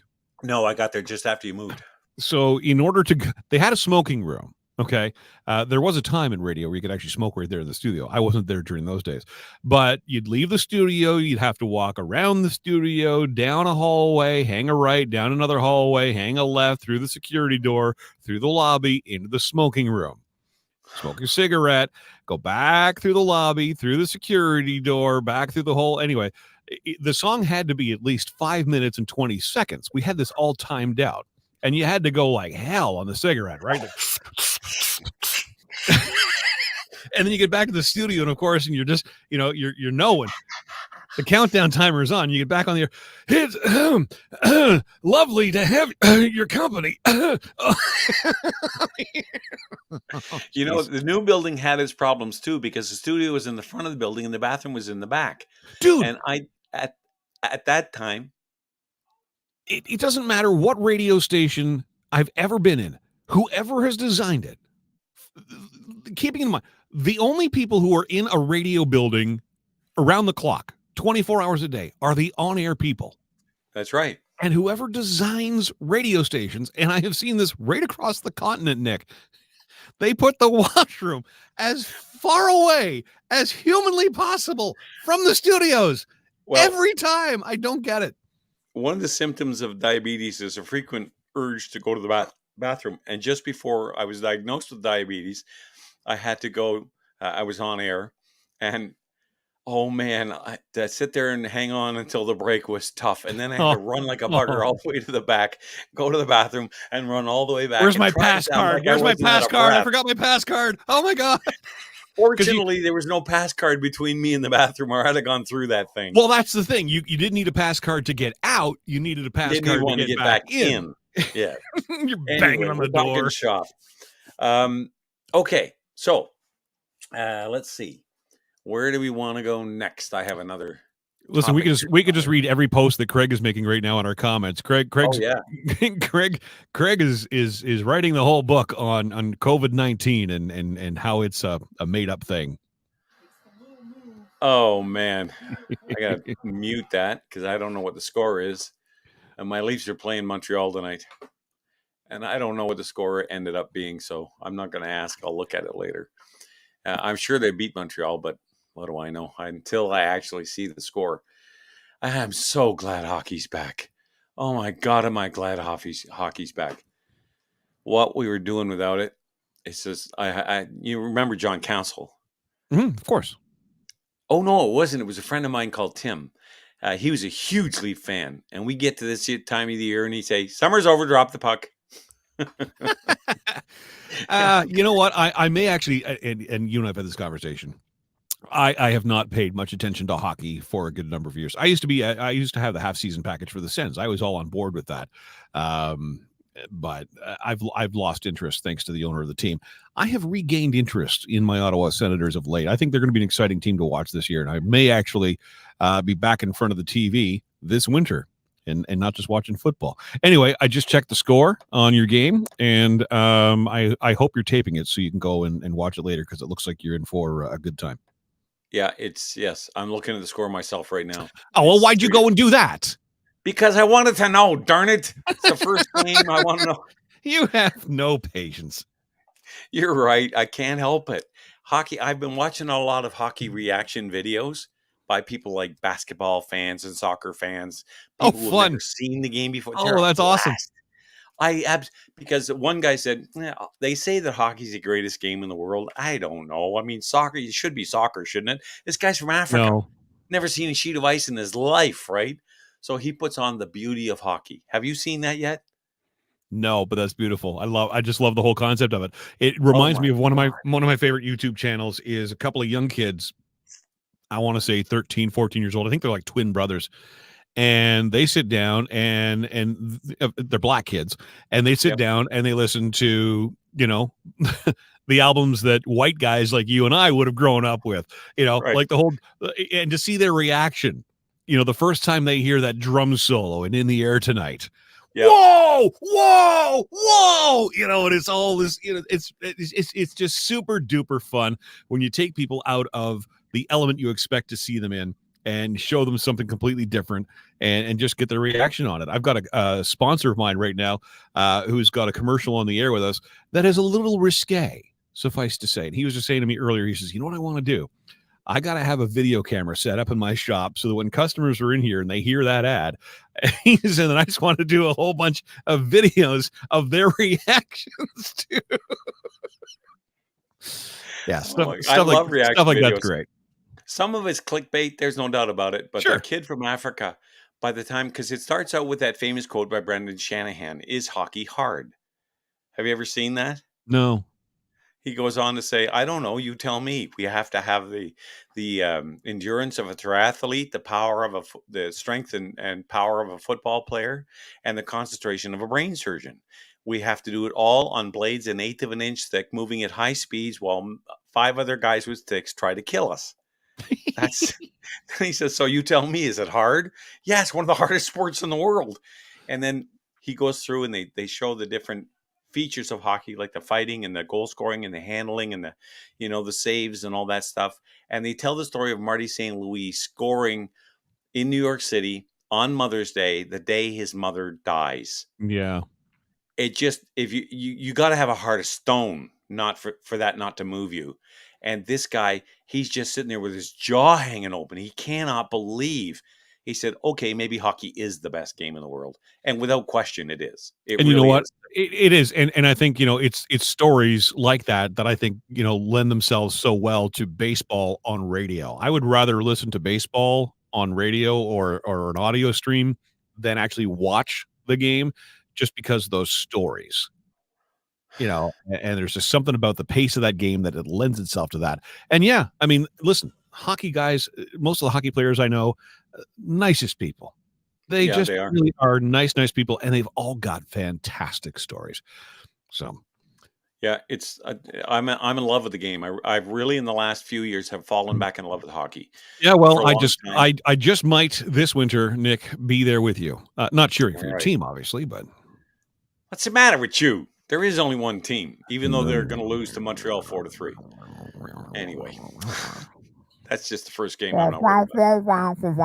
Yeah. We'll see, buddy. We'll see. Tell you what, listen.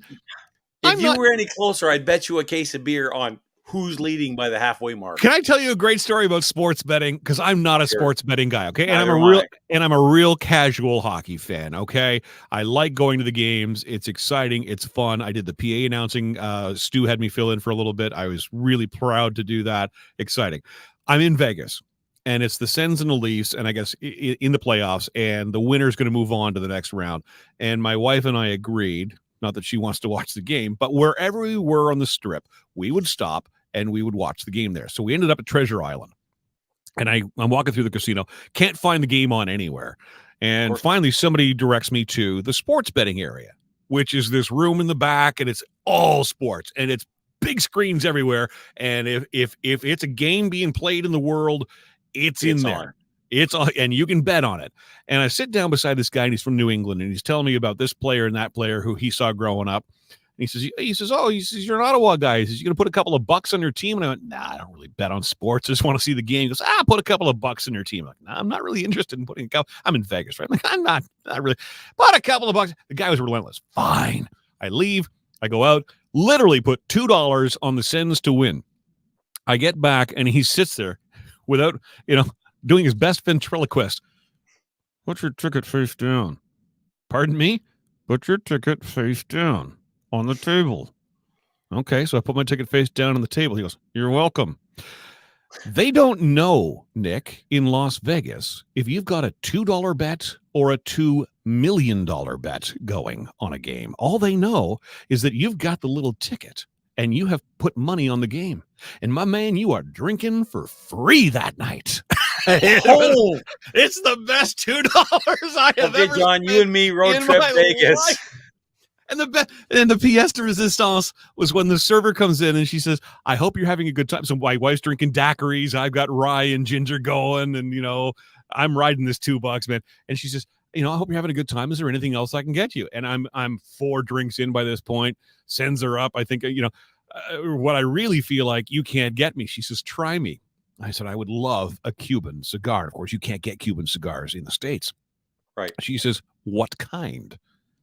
Now I'm thinking, holy crap, I really am some sort of high roller here. This is fantastic. I have that kind of clout now. She's going to break a U.S. national law. And so I said, I would love a Romeo and Julieta. Nick, I'll be damned if she doesn't come back about 2 minutes later with a Romeo and Julieta cigar. And I am floored. But then I look at it. The Cubans aren't stupid. What they've done is they've sold the Romeo and Julieta, and I'm sure other brands of cigar seeds, to the Dominicans to grow it and sell it with the branding. When you read it, the only difference is product of Dominican Republic. So oh my God. That's, yeah. Oh, I'm sorry to interrupt your leisurely phone calls with your friends tonight, Nick. Oh no, don't worry. I decided it was time. They're probably wanting to get in on the trip to Vegas. Listen, you and I, Vegas. That's it. Road trip. I have a feeling, Nick, you and I would do Vegas very, very differently. You're probably right. But we would find a way. We would find a way to probably agree on something like a good stand-up comedy show and an amazing roast beef dinner. You know who I'd love to see? Well, he's dead, so we can't see him. I was going to say John Panette, but Oh yeah, Jeff Foxworthy is a howl. The Yep. cable guy's funny as hell. Yep. Ingval is just hilarious. Yep. I'm trying to think of a couple. You know who else is good is Ahmed the Dead Terrorist. What's his name? Yeah, with Peanut the Peanut. Oh, I would have thrown that puppet across the stage too. he was Yeah, just him. on recently too. Yeah. That guy. I'd love to go see him. Listen, I don't have you much- can't you can't go wrong in Vegas with the stand-up shows. Like $20 will get you into the comedy. I think it's Caroline's actually at Harrah's. $20 gets you in. You'll have 6 stand-ups, the same people you'll probably see on the late shows with Fallon and whatever else, and you'll get 2 drinks included in that. You can't go too wrong. And if you really play your cards right, if you got a great, really loud laugh like mine, you will get picked on and you will be part of the show, and it's a lot of fun. Jeff Dunham is the name. Thank you. Good God. First time I ever saw Ahmed the Dead Terrorist, I was it was at I kill you. CFRA. I kill you. I kill you. Oh, laugh. But I you know couldn't what? breathe. That brings this entire 2-hour conversation full circle, because It does. that you know there are people, pardon the pun, gunning for that as politically incorrect and offensive, and you can't say that, but you can, and you should be able to, and damn it, it's funny. Look, he It's says some stuff funny. that I find offensive, but I'm laughing anyway. Like that puppet Pinky, I think the funny looking LGBTQRST guy that he plays with. Because there's Oh, Clyde. I don't think I know that one. Yeah, he's the pink guy with the little fluff of That's turquoise Peanut. on his head. That's Peanut. Yeah, Peanut. Yeah. He says some stuff that just whoa, but got But a a, sense but of a humor. puppet can say it, Nick. You and I Yes, of course. cannot. Yep. And the guy on the stick, the jalapeno guy, his Yeah. name the Mexican, I can't remember. Yeah, now. yeah. But his On 4 a or 5 stick. characters. Walter is hilarious, Walter's great. and of course Ahmed. Don't put me back in the box. Why not? Walter farts. Nick, I'm putting you in the box. Sign this thing Yeah. off, my man. Thanks so much for and by the way, Nick's like, Joseph just told me he can't be on the show, so can I count on you? I'm like, Nick, I got a million things I got to be doing tonight, man. You're putting me on the spot. Here I am 2 hours later and in overtime. Yeah, you're a glutton for punishment. I know. That was fun. All right. Thank you, John. I appreciate it. Thank you to all the callers. No matter where you are, Yeah. please spread the word. We love taking phone calls. And for all of you in the comments section, I know I don't read nearly enough of them. We do read them. I just can't take the time to read them all on the air. But if you're in there and you want to read those comments, you're certainly free to do that. So we'll see you all again next week. Have a great weekend, folks. And in the meantime, ubi caritas et amor, Deo sibi est.